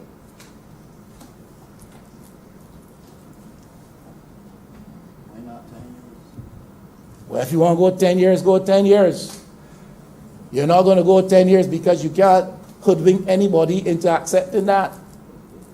But I'm saying conveniently, we can locate this maturity date 4 years from now because it is just beyond. What if it was 10 years? Because it is just beyond the next election date. And therefore, should you win, and the Barbados economy be somewhat in jeopardy or on the rocks even, or God forbid, there's some event that triggers hardship again in Barbados and put government's finances on the skid, you are now beyond the sanction of the electorate. Mr. Speaker, that's a reality. That is a reality. That is a reality. Barbadians will not forget that this government came to office. And we're not here discussing the merits of the action that the government took. But this government came to office. And shortly thereafter, there were layoffs. And shortly thereafter, there was increase in bus fares. And shortly thereafter, there was increase in a whole set of other taxes. Shortly thereafter, there was a restructuring of debt such that people felt pain, even at the level of pensioners in Barbados. Barbadians will recall that. So you do the wise-seeming thing, and you set the maturity date 4 years from now. The electorate can't touch you then if you happen to win the election. But of course, that's an achievement that you have to realize first. And that's not guaranteed either. And my friend from St. Philip North, you can shake your head in questioning and disbelief. St. Philip South, sorry. You can shake your head in questioning and disbelief. But, my friend, you've just come to the arena of elective politics, and I would suggest that there is a brand of wisdom that will descend upon you, and it will instruct you that there's much political intrigue in decisions and actions taken by government, and oftentimes those who are called upon to support those positions in the corridors of this hallowed chamber do not fully appreciate, know, or understand or realize the motivation of others. You support it in the interest of the collective. A word to the wise. A word to the wise.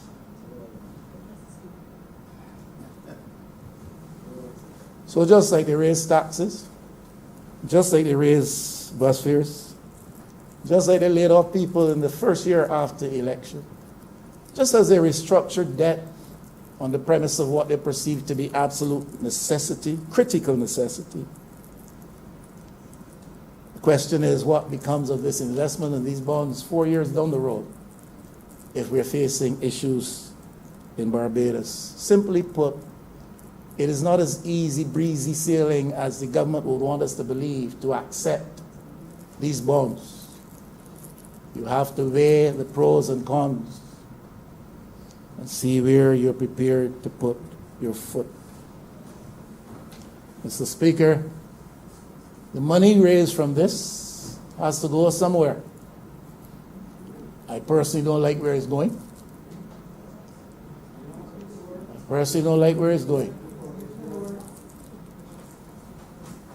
I think the full story has to be told as the way it is going. Anybody can throw out a few phrases like poor people and projects to better our capital infrastructure. But this is going to revolve around construction. It's going to revolve around construction. Mr. Speaker, you know you're not in construction, you know. You don't own a construction company.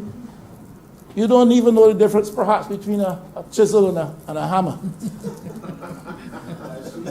I think you were rather wrong, Honourable Member. And if you know, you should let me finish. And if you do know the difference, you're not certain as to their respective functions. You're still very wrong, Honourable Member. But there are those who are very familiar with the construction industry in Barbados, Mr. Speaker.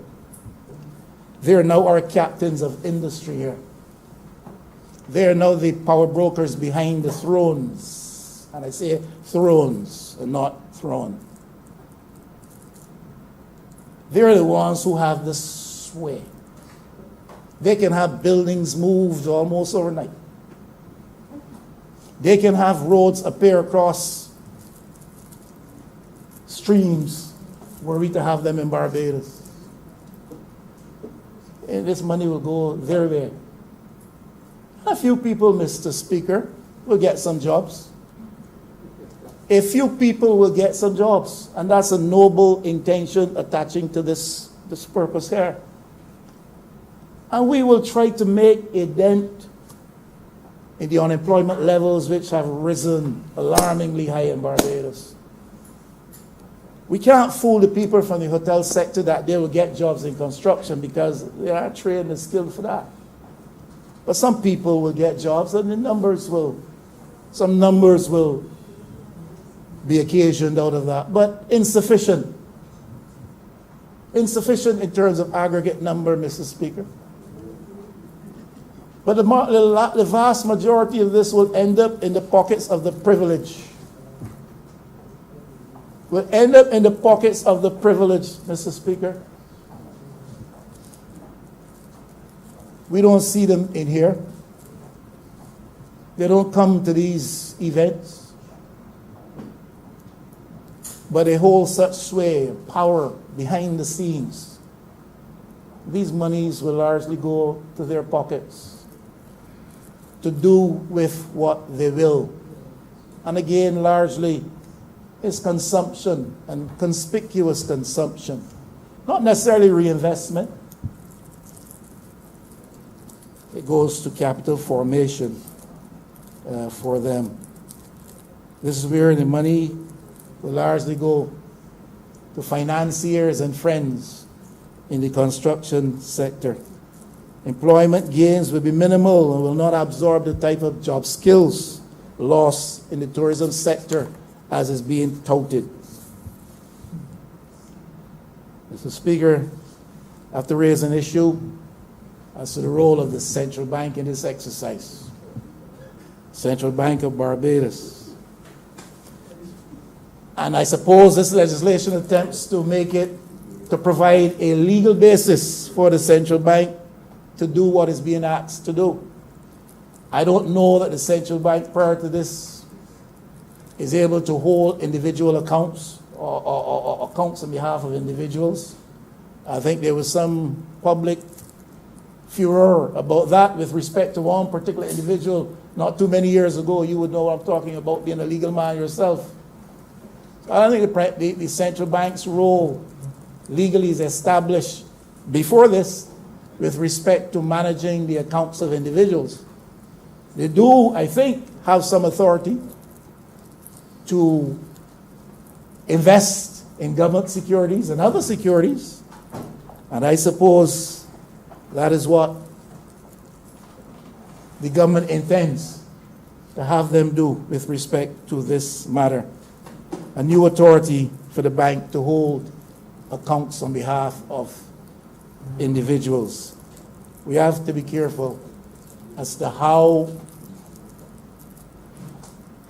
our situation of governance allows administrations to relate to these important institutions in Barbados, Central Bank, NIS, etc. And so we're making, as I understand it, bonds are not legal tender. And again, the learned minds on the other side can correct me. I don't know that bonds are legal tender. From everybody I've asked, I have been told they're not legal tender. I suppose they're tradable.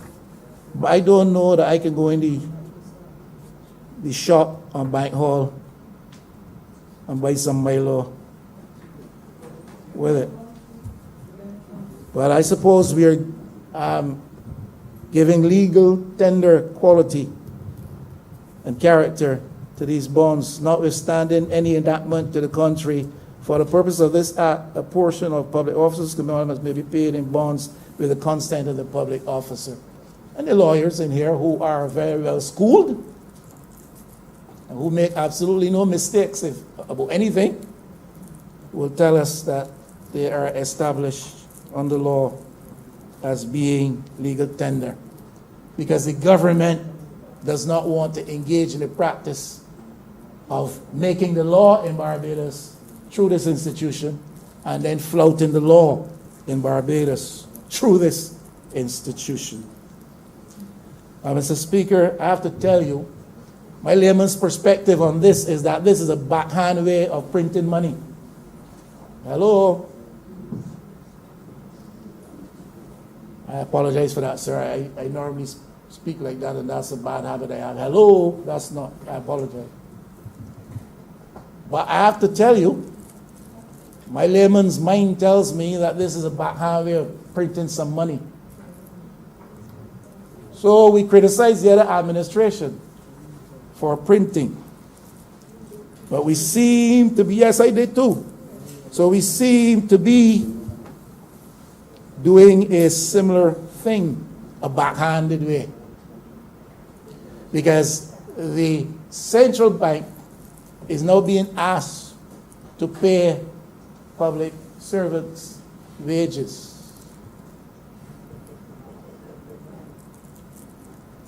And it seems to me that that's a way of money supply to the government, the central government. And therefore,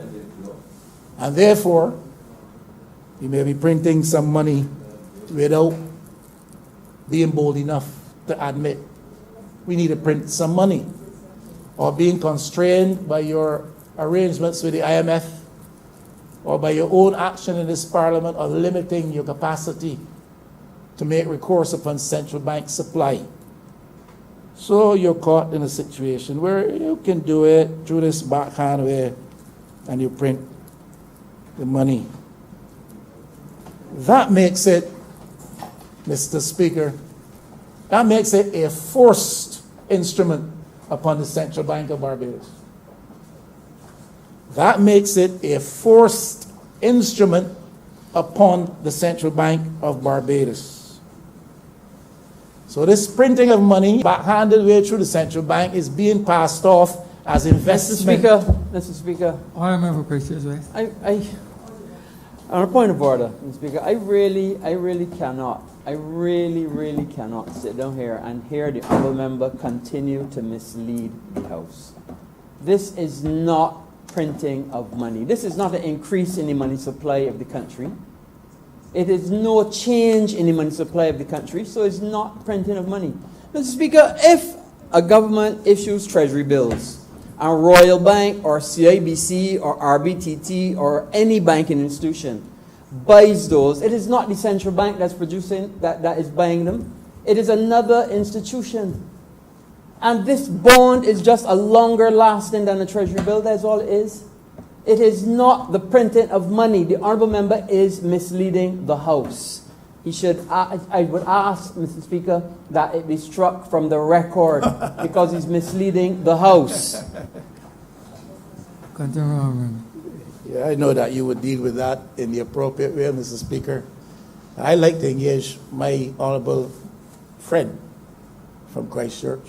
Like I said, he's very honest in his approach to things, even though frequently wrong.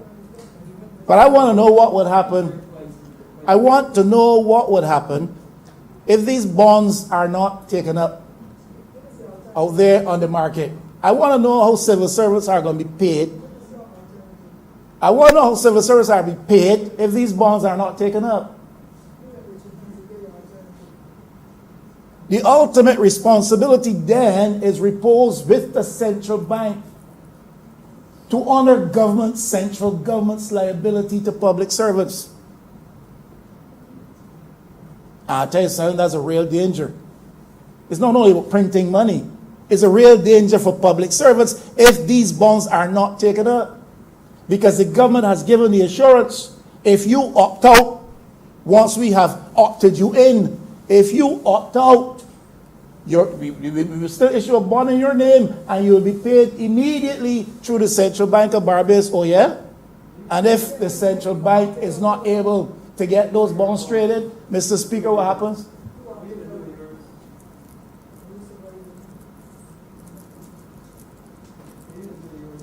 the question is not what I'm going to do with mine. I've already made that determination. That's not for me to say here. The question is, what will each of you do with yours? Because I know that in your heart of hearts, there are some of you who see this still as for savings because you would prefer not to go into this. You are doing it because you are part of a collective.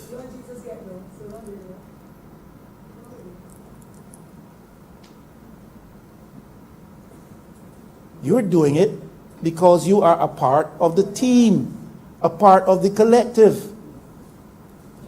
So there's a sense of being forced with which you are possessed in your bosom and in your spirit. Mr. Speaker, on a point of order. The honourable member cannot be in my mind and suggest to me what a reason that I am doing with my own bonds. That clearly is misleading the House. That clearly is misleading the House, and he has to withdraw it. He cannot tell me, he is not in my mind, and cannot tell me what I will do with mine. And for him to suggest that is misleading the House. I remember he's just positing an opinion. That's all he's really doing. He's just positing an opinion, Honorable Member. Keep getting up, but we got all day and night. Now, Mr. Speaker, if the central bank can't get those bonds traded, where does Gladwin Ophelia King get her money? To which the government has said with 100% certainty, you will be paid your money immediately. Only it will come via the central bank. People have considered that. I want to repeat a call, Mr. Speaker, I've made it several times for a change in the governance culture and structure around both the Central Bank of Barbados and the National Insurance Scheme in Barbados. It has been touted with repeated frequency that the last administration manipulated the systems, governance systems around both of those institutions. That has been said. So you come to the table, you should not put yourself in a position where you can easily be accused of doing the same. And all I'm saying is we need to take a look at the corporate governance structure around those key institutions, those two and others, to avoid political interference and political manipulation of the institutional policies. Now, Mr. Speaker, it is touted that this bond can't be restructured. Can't be restructured. We've heard it said, sounded loudly, repeatedly. These bonds can't be restructured, and we will protect these securities just as we did with the savings bonds of recent experience. Now, I asked one or two people who should have knowledge of these things. When you say a bond cannot be restructured, are you only talking about discounting and haircuts and shaves? Is that all you're talking about? Can a bond be deferred in terms of payment at its maturity date and it be considered not to have been restructured? The learned lawyers in here will tell us these bonds cannot be restructured. But what stops a government beyond the next election, if it comes to office, having made this commitment to the public service of Barbados, what stops that government in given circumstances from saying we can't make this payment now? Give us 2 more years. Give us 4 more years. I think there's a case before the court now. It was recently, Mr. Speaker, you're familiar with these things, of one man who was claiming that the last restructuring has so impacted him financially. I might be getting it wrong, but I think he's saying under the current system, if things hold, he can't afford his money till he's age 97. That's right. There are people who are in their 60s and nearing the end of their time in the public service, I don't know if this 4-year maturity date is appealing or attractive to them. And I do not know if they can stand the prospect of a deferral on that maturity date, although there's no restructuring, no haircutting, no shaving.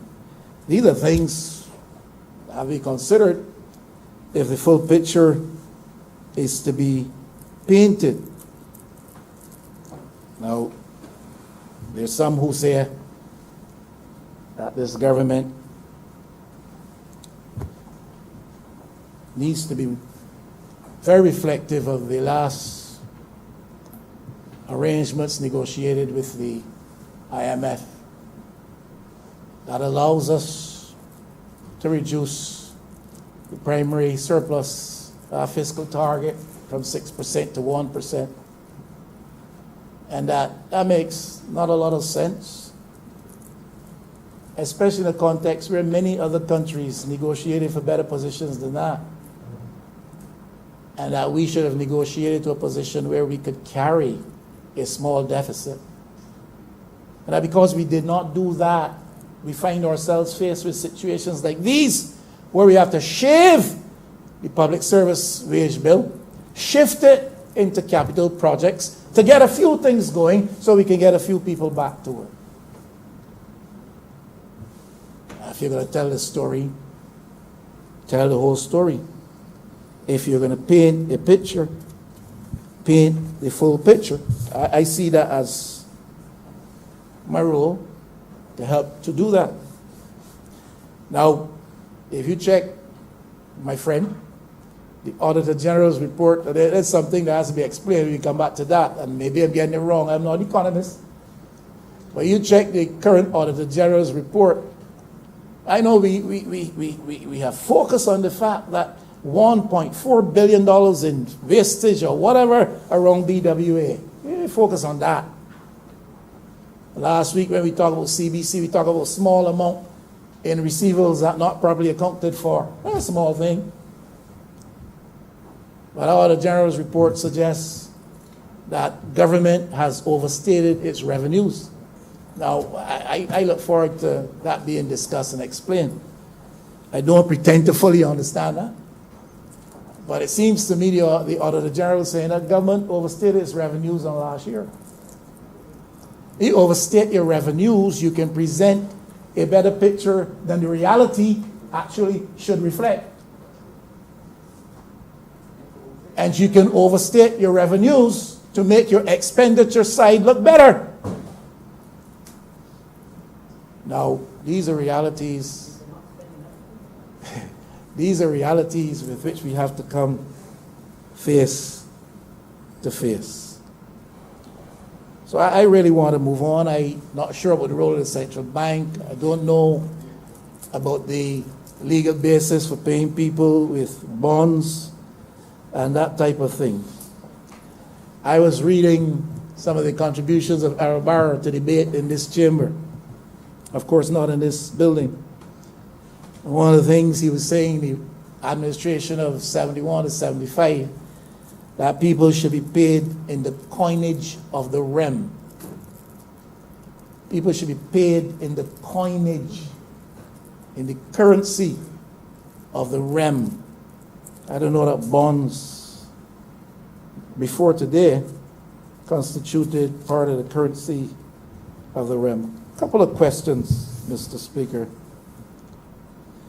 One of the Barbados Labour Party, since I left, one of the Barbados Labour Party has changed its philosophy as outlined in the Protection of Wages Act.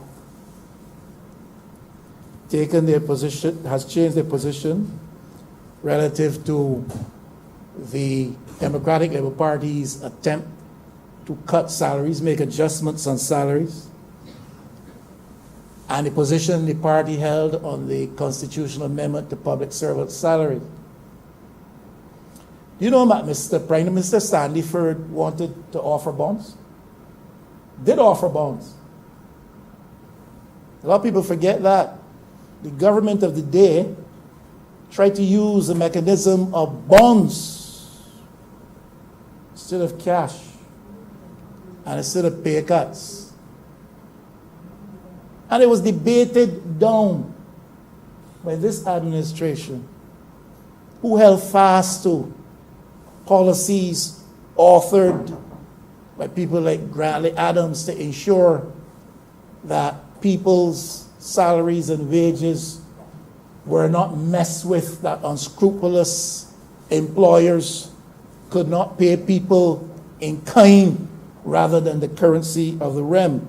So I want to know if the bringing of this legislation, this policy document enshrined in this bill, represents a shift away from that basic ideological, philosophical position which suggested that you should not mess with people's remuneration in this way.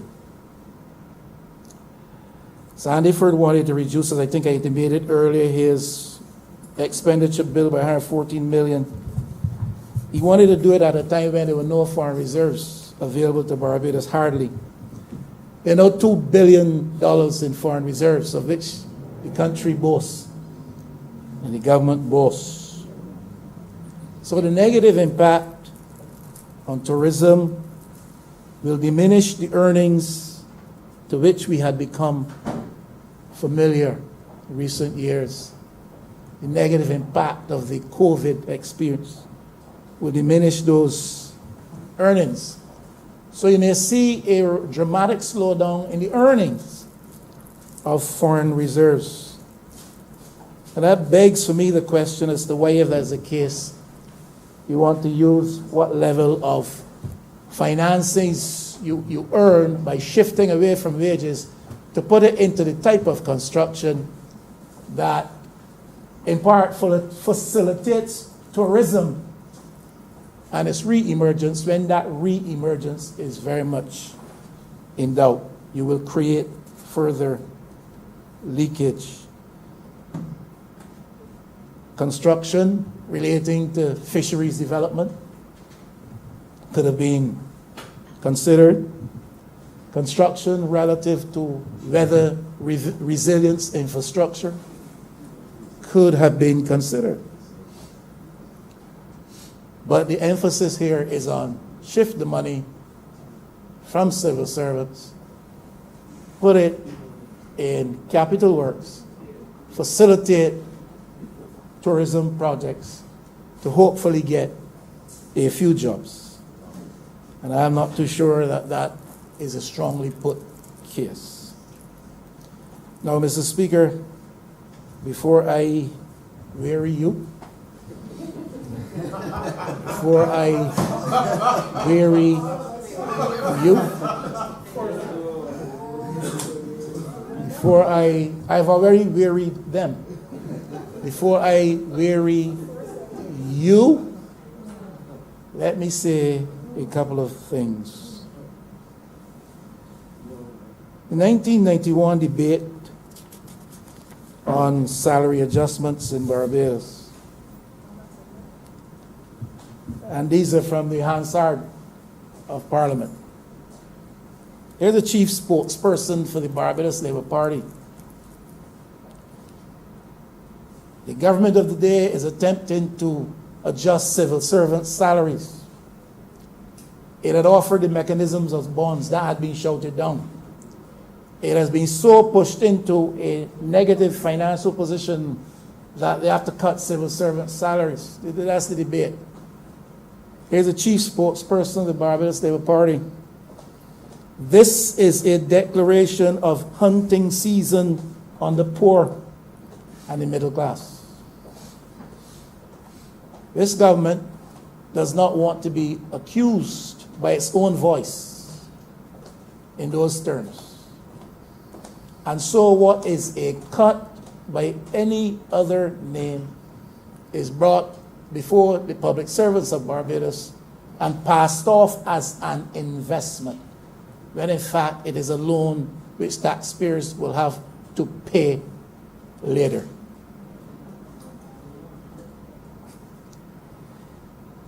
Chief spokesperson for the Barbados Labour Party at the time forced savings on people who can't meet their normal expenses, people with mortgage payments and other commitments. That is the voice of the chief spokesperson for the Barbados Day Party at the time. These are the considerations of importance to him. People with mortgage payments and other commitments, because there's a sense of pressure, may find themselves subject to this boss scheme when already they're struggling to meet their normal expenses. And yes, they have options. They can no, they can't go in or go out. They can opt out. You put them in. Don't say that. They can't go in or go out. You put them in. They can opt out.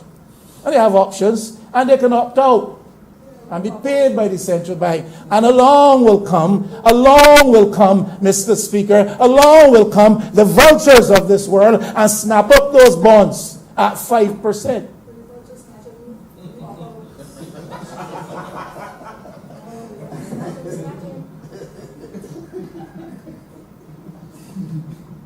Continue, Honorable. You understand where I'm coming from, Mr. Speaker? Don't mind them laughing. They know truth, at least most of them. Some of them don't. Some of them don't. And they exist in blissful ignorance. That's all right. That's all right. But some of them do know the truth. And so this is Barbados Day Party voice of that time. Chief spokes, forced savings on people who can't meet their normal expenses, people with mortgage payments and other commitments, but you've issued a bond in their name from which they must opt out, and then along come your friends, and then along come your friends. There's a stony silence in the house, Mr. Speaker, and then along come your friends and snap up these bonds.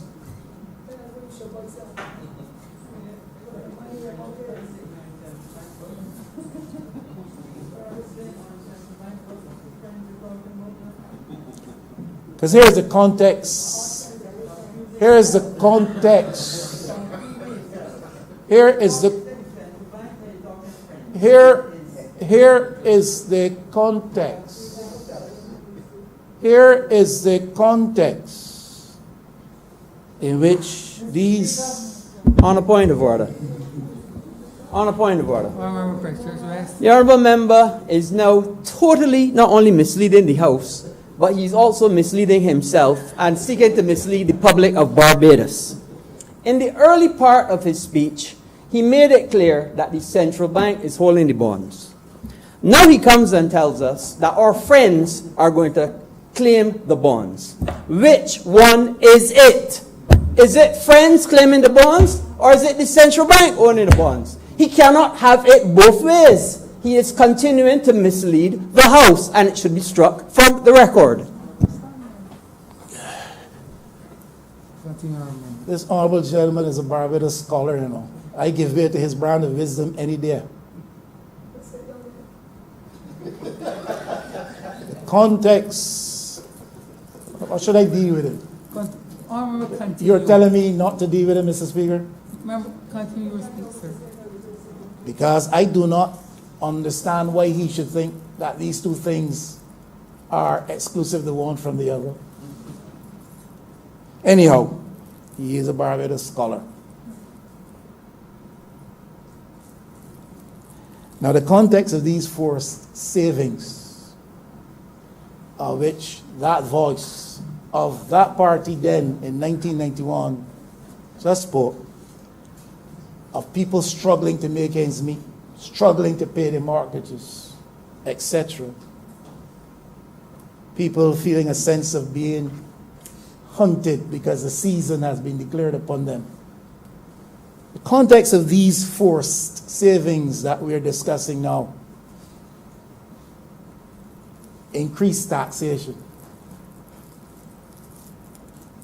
raising prices despite the removal of NSRL. And I voted to help remove that.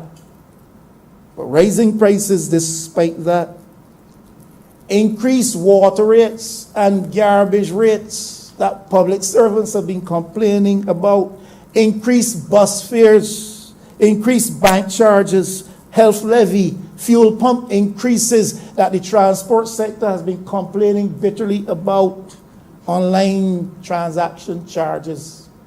That's part of the context in which these bonds are being offered to people on the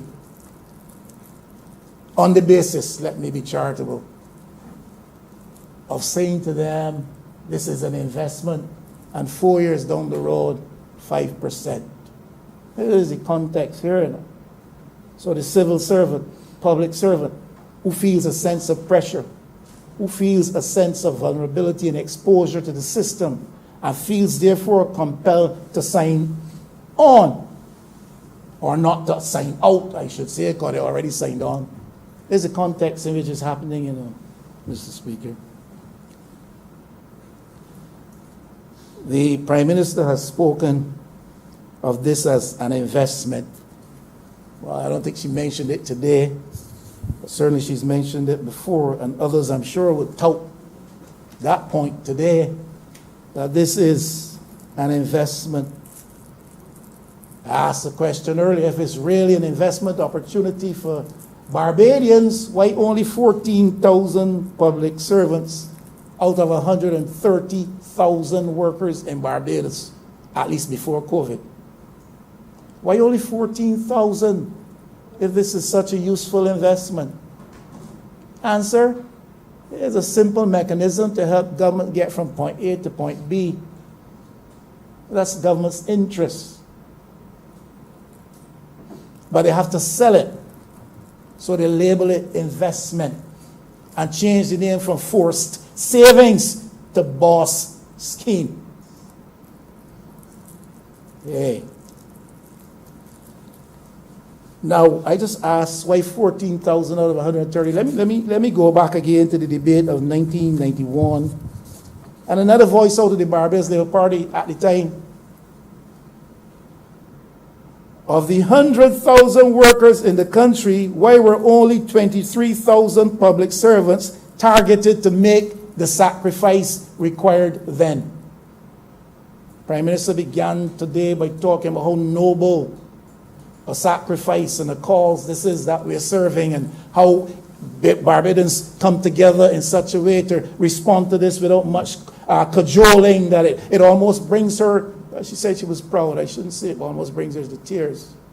That this is twice Barbadians have rallied like that. Yeah? We're going to question that just now. But his voice out of 1990, where's the hand start? Same question I'm asking, why 14,000 public servants out of 130,000 workers in Barbados? Because they're the captive audience. You can touch them, you can't touch the others as easily. This was one Richard Cheltenham, known to you, sir. Sir Richard Cheltenham. He was Richard Cheltenham then. Sir Richard Cheltenham now. Of the 100,000 workers in the country, why were only 23,000 public servants targeted to make the sacrifice? Same question. Same question. Same question. The only difference is, back then, Erskine Sandiford called it a cut. Right now, we say it's a boss plan. Not the same. It's the same scenario. You're targeting 14,000 out of 130,000. Just as Sandiford targeted 23 out of 100,000 then. It's the same. Circumstances may differ, but it's the same strategy. There was one lady called Billy Miller. Dame Billy Miller now. She spoke to Mr. Speaker. She was concerned about intimidation and victimization. You think I am using those words just to be malicious or political? She used the same terms, had the same concern, and not she alone, I refer to one, two others. But she was concerned about intimidation and victimization of public servants by the then administration. she made an interesting point. You know, Dame Billy Miller, she was Billy Miller then. She said, some people got no forms. Some people got 2 forms. We hear all kind of numbers bandied about, people agreeing. Some people got no forms. Don't forget, the legislation says if there's not a form showing that you opted out, then you are in. It's the speaker that can refuse for some reason to send you a form. You are not accounted for, so you are in. Some people got 2 forms. So I don't know why I got 2 forms. I can sign twice. The form is saying the same thing. Maybe they made a mistake and sent me 2 forms. Maybe they didn't see the one I sent before, so I can sign another one. You're counted as 2 people haven't agreed. I'm just telling you what the discussion was at the time back then. Billy Miller says, no one knows who is scrutinizing the responses. No one knows who the counting agents are. No one knows who the returning officers are. But Prime Minister comes in here and gives us numbers that the majority of public servants already agreed to this. This thing's still being explained, you know. The process now gotten started, at least I think so. But we already know that the majority, I hear about 92% of a certain subsection of a union. 92%. I don't know how small the subsection, but 92% agree. So that means majority of the union agree. We're in which world? I hear today 500 people, public servants, attending a meeting staged on a questionable legal basis, as far as I'm being informed. As far as I'm being informed, the meeting was not properly summoned and constituted. And 500 people, we are told, 500 people, we are told, a virtual meeting, I think it was. 500 people, we are told, attended, and only 3 abstained, 497 agreed. And then we are told the majority of this union has signaled its agreement with this. This union got about 8,000 people, you know. This union has about 8,000 members. 500, a questionable, a nebulous number, attend a questionable meeting. And then it is said that 497 agree, and that represents the majority of 8,000 in which world? Now, people have to treat to this thing individually under the law. No union can agree to this for me or you or you or me. You have to agree on your own. So tell me how in a union of 8,000 members you can say in questionable circumstances you had the support of 497 and therefore the majority. You cannot give people the wrong impression in an effort to sell your product.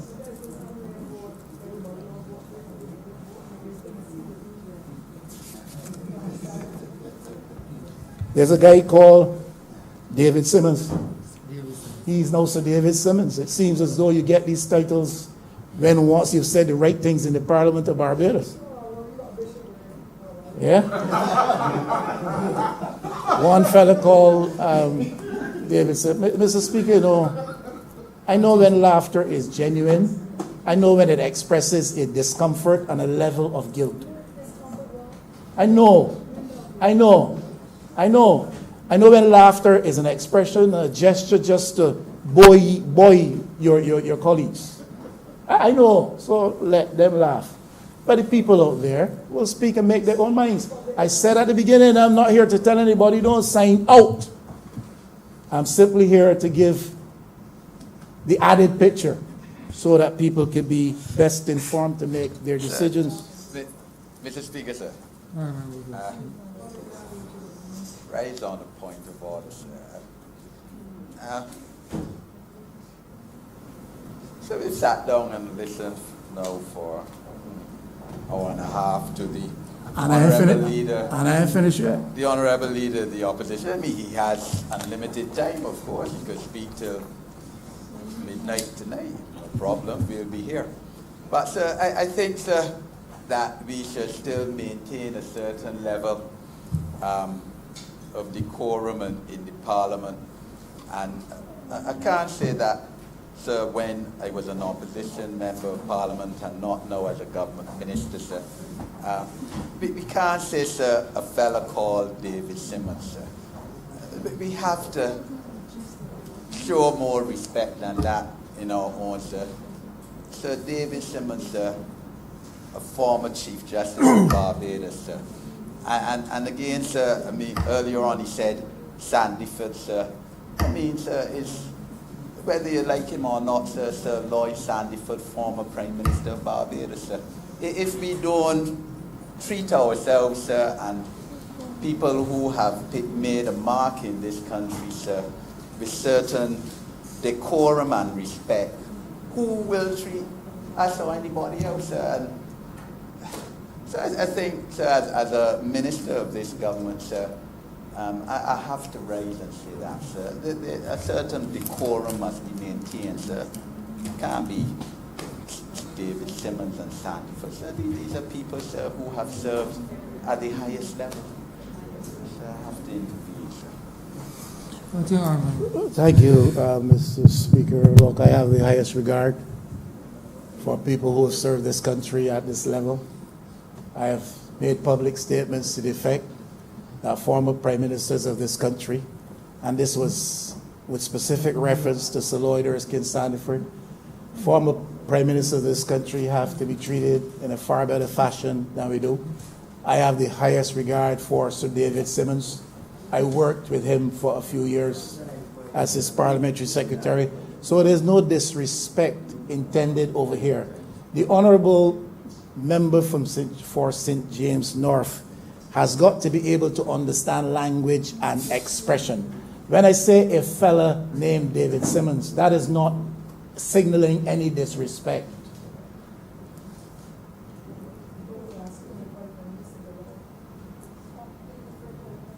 Continue, Honorable Member.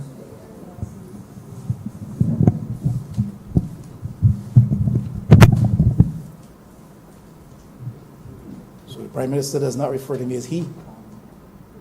She is not a she. She is not a she. Honorable Member, you've gone past that. You've gone past that, Honorable Member. She started it again. Honorable Member, you've gone past They that. started it again. The Prime Minister is a she. Is she not? But Honorable Member, you've gone past that, Honorable Member. I don't understand the use of the pronoun she. If I say the Honorable Prime Minister in one sentence and the next sentence says she, that is standard use of grammar.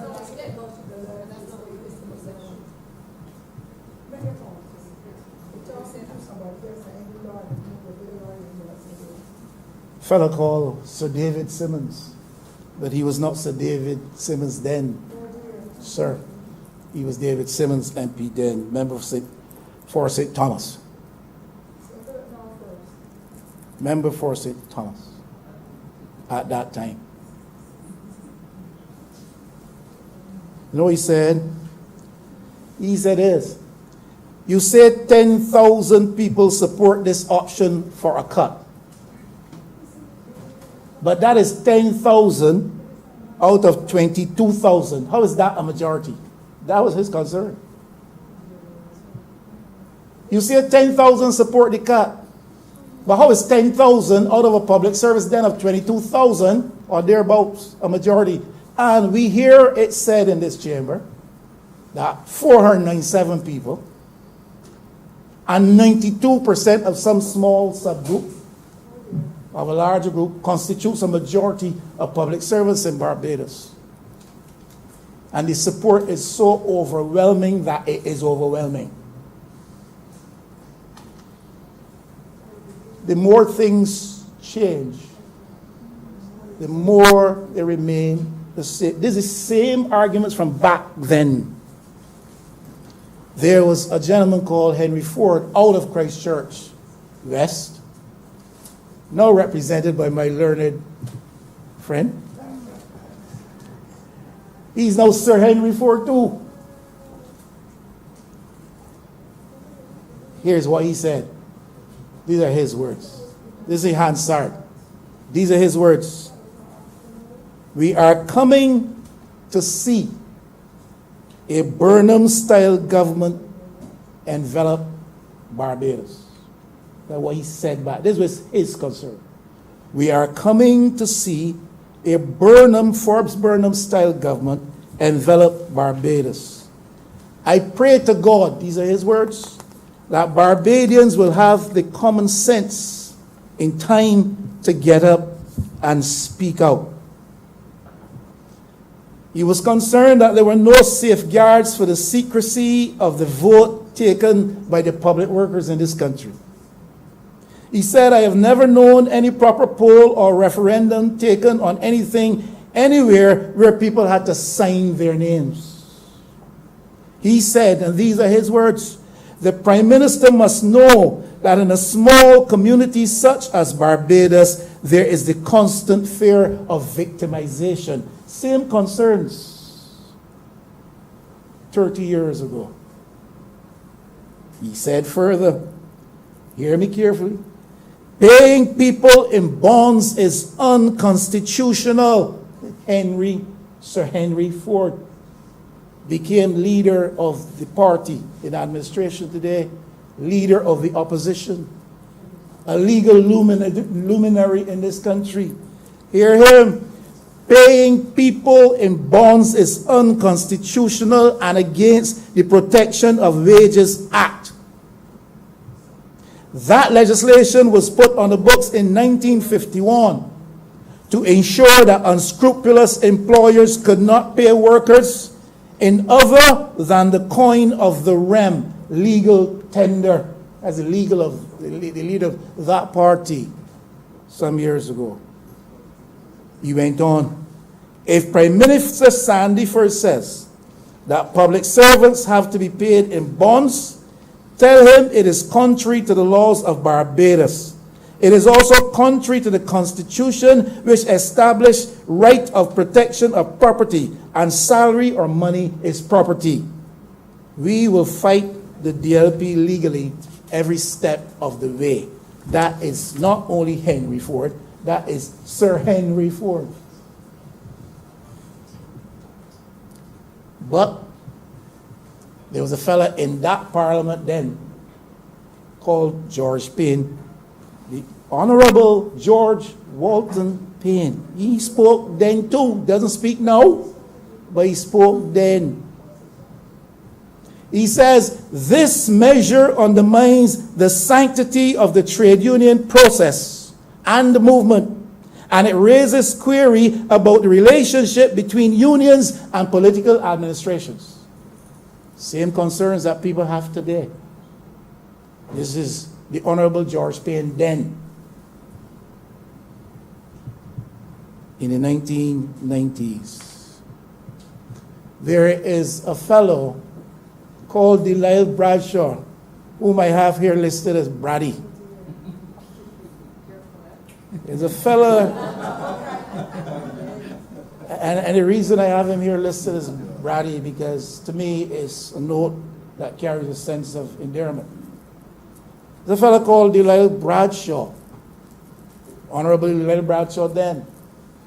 He does not have a sir behind his name, but he spoke too.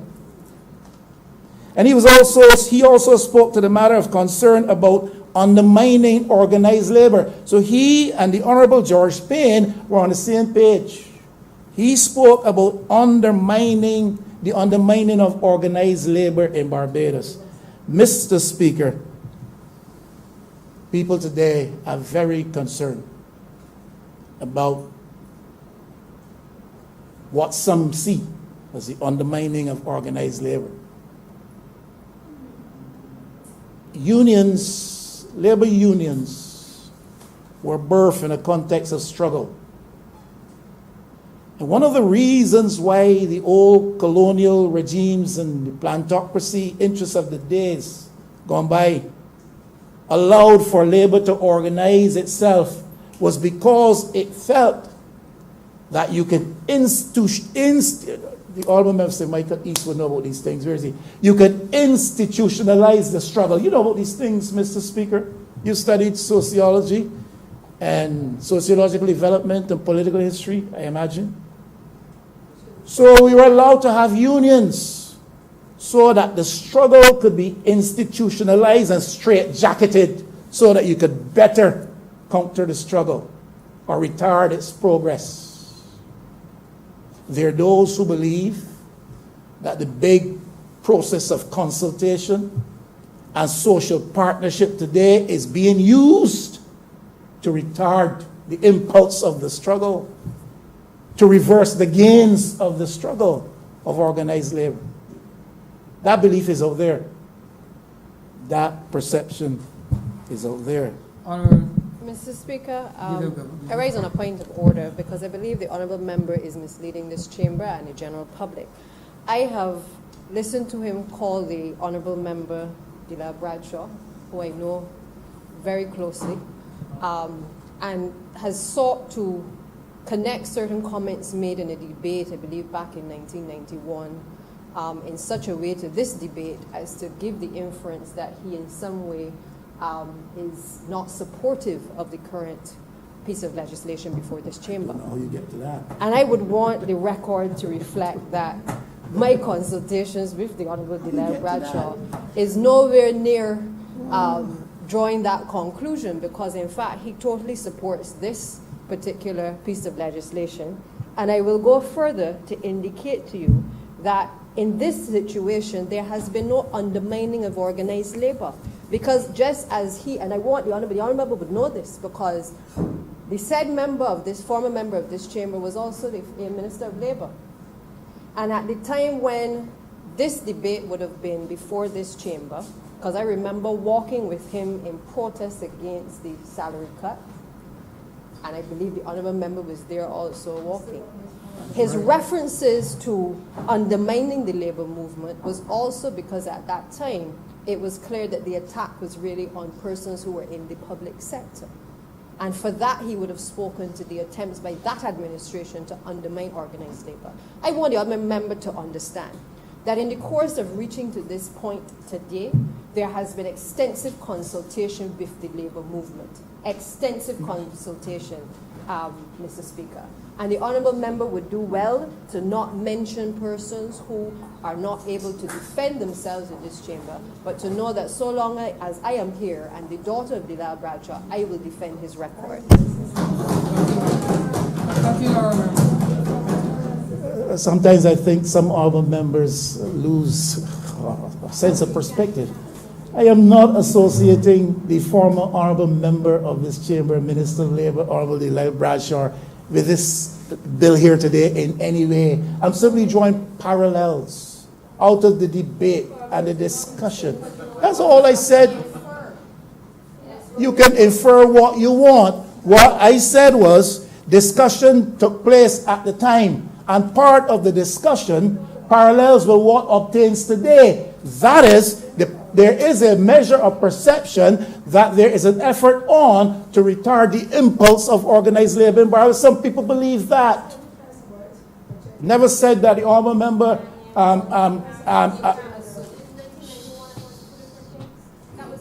Mr. Speaker, I will leave them because I think reason has departed those minds. Oh yeah, I'm carrying somebody else's agenda. It used to be going after us. I wonder whose is it now. I wonder whose it is now. You used to say it was Oinafa's agenda. I wonder whose it is now. You see, you people over there, let me go there. Because some members in here may not be able to think for themselves. Some members in here may not be able to think for themselves and reason, but I can. And some members in here may not be able to say what they would wish they could say because of their current circumstance, but I can.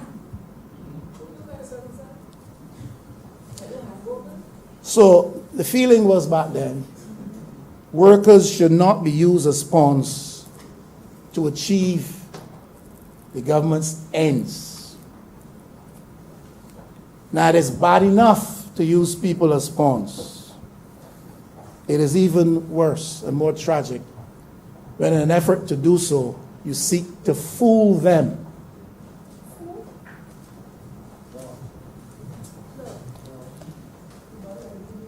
There was an honorable member. There was an honorable member, Mr. Speaker, by the name of Louis Tull. He spoke too. He said salary cuts by any name violate the law. Salary incisions, salary wounds, salary adjustments, which have the potential to create some disadvantage for the public servant, violate the law.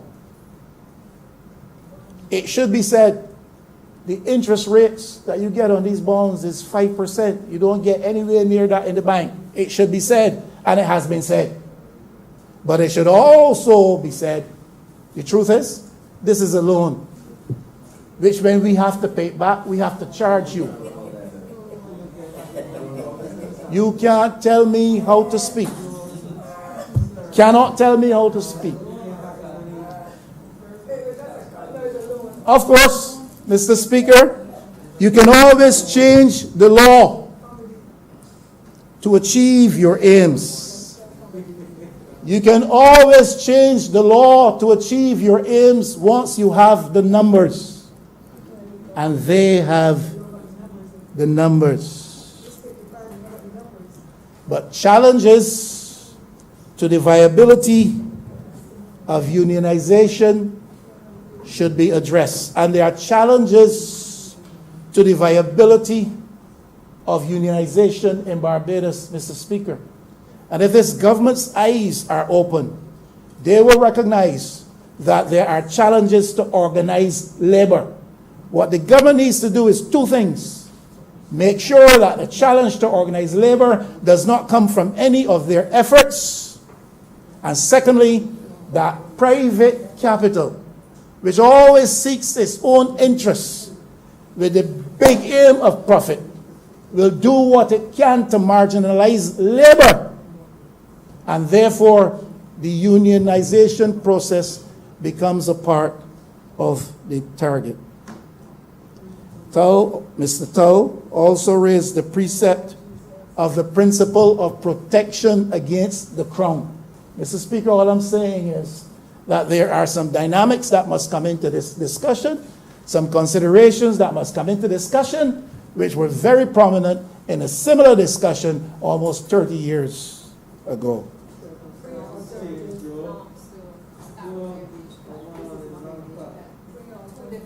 Mr. Speaker, the press has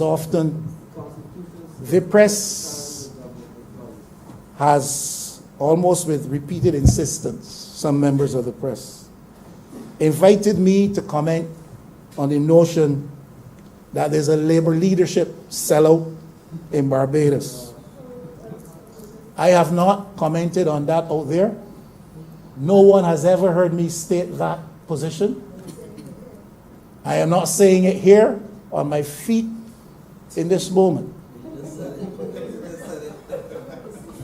These people went to the best schools in Barbados. The press has often invited me to speak with reference to that matter. I have not expressed any opinion to that effect outside of... Please allow the honorable member outside to of speak, here please. or in here. Because I know that often from the distance, we judge people's actions by what we think we know, and often we are wrong. I have not expressed a view on that in public, neither in here nor outside. I have resisted supporting that view in any public comment of mine. I will simply suggest that the frustration of labor's struggles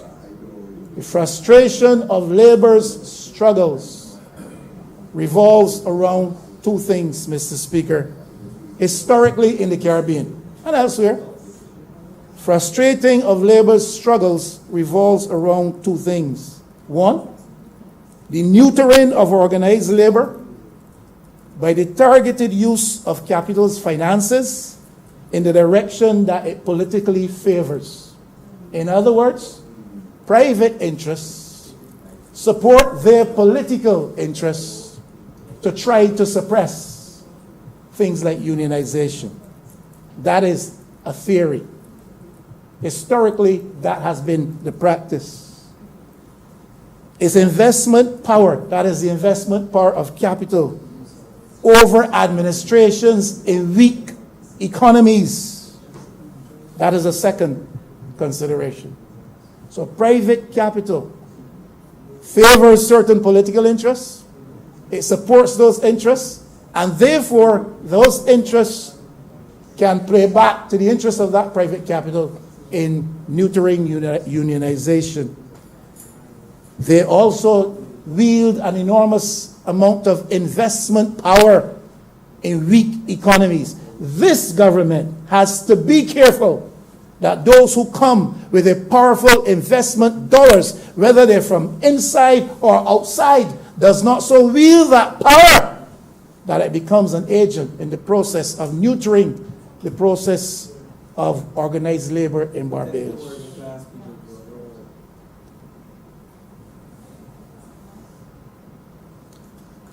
I'm going to soon stop, Mr. Speaker, because I don't think those on the other side can take it anymore. I really don't think so. You know the strange thing about all of this? They've been listening to me, you know. They don't listen to their own speakers, but they've been listening to me. But that's an irony for you. He's talking so much nonsense, but yet they listen to me. They don't listen to their own enlightened speakers. When I take my seat, observe for yourself, Mr. Speaker. They will not give a generous ear to those who speak for them. Yeah, but of course I'm delusional. I want, before I sit down, to repeat my calls for better wage situations for the police of Barbados, for the nurses of Barbados, for the teachers of Barbados. Let me say my wife is a school teacher. It has nothing to do with that. I used to do some teaching and some lecturing and tutoring. It has nothing to do with that. It is my humble view that these three categories of workers do a tremendous job. Not that others don't, but these people do. And especially in this COVID period, and we talk about frontline people putting their lives at risk and all of that, and we come out on a Wednesday afternoon and applaud. That's good, I'm not decrying that, show appreciation. But I repeat what I said before, in a very tangible way, this country must find opportunity to show appreciation to those who were on the front lines when it mattered, in a tangible way. And if we can't do it in a monetary, financial fashion, let's do it in terms of the time that we can give them a break off from work, but something tangible. But in a general sense, Mr. Speaker, we have to lift the remuneration levels of those who are involved in the teaching service, those who are nurses in the health sector, and those who are in police service and on the front lines and doing a dangerous job. I won't repeat that. I will keep repeating it until... I think we need a better deal for women in the workplace, Mr. Speaker. We need a better deal for women in the workplace, Mr. Speaker. We have today, Her Excellency, a female. The Honorable Prime Minister, a female. I think the DPP is female. Leader of government business, a female, a charming one at that. And I mean that. I don't say things I don't mean. And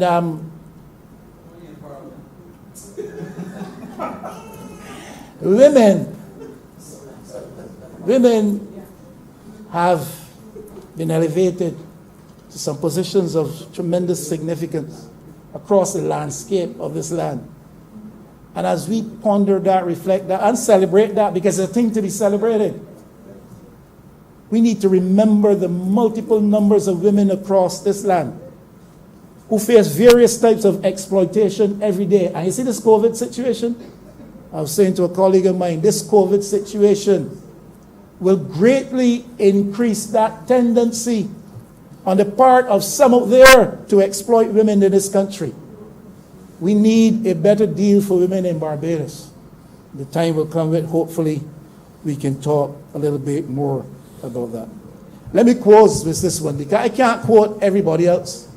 I can't quote everybody else in the world and not quote the Honorable Prime Minister, you know. After all,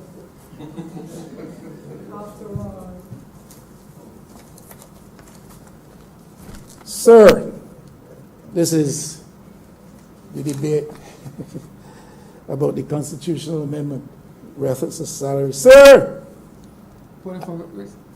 this is Hazard. Sir, I have no difficulty whatsoever in supporting this amendment to the Constitution because it seeks philosophically to correct a principle which, in my view, is flawed in its very nature, that the public servants of this country who constitute but only 25% of the labor force, that the public servants of this country who are only about 10% of the population should be the ones to bear the brunt of an adjustment in times of economic hardship, and that is our difficulty with the instance of 1991 when the Public Servants Reduction of Emoluments Act was passed. Now you keep saying, but this is not a cut. That is your argument. My argument is that this is a cut by another name. We ain't going back there today. Still a cut. So you argue what you want, but I have to make public servants understand that this investment of which you speak is subject to certain jeopardy and risk going down the road, and they must be made aware. To pay, government must tax the public purse to pay.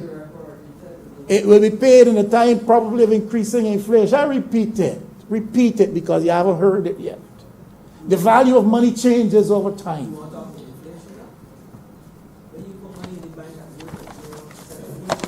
Not making any arguments for the bank. The Prime Minister, Honorable Prime Minister then, she was not. It is not 10% of the population who owes 90% of the wealth in the country, but it was public servants numbering some 25,000, struggling to steer on a tightrope to keep ends together, struggling to stay on a tightrope to pay their mortgage, to be able to service other debts, to be able to keep their families together through the provision of food and other necessary items, to have a basic, decent existence that all parties in independence have promised them. That is the Prime Minister. She understood at the time that you have to be treading carefully when you're dealing with public servants' pay. Let me read this and close.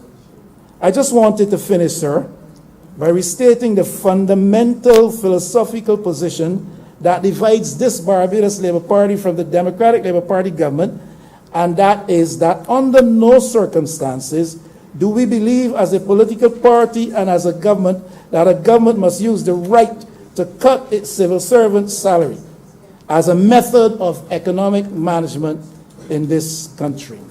And I can go on, but I can stop there.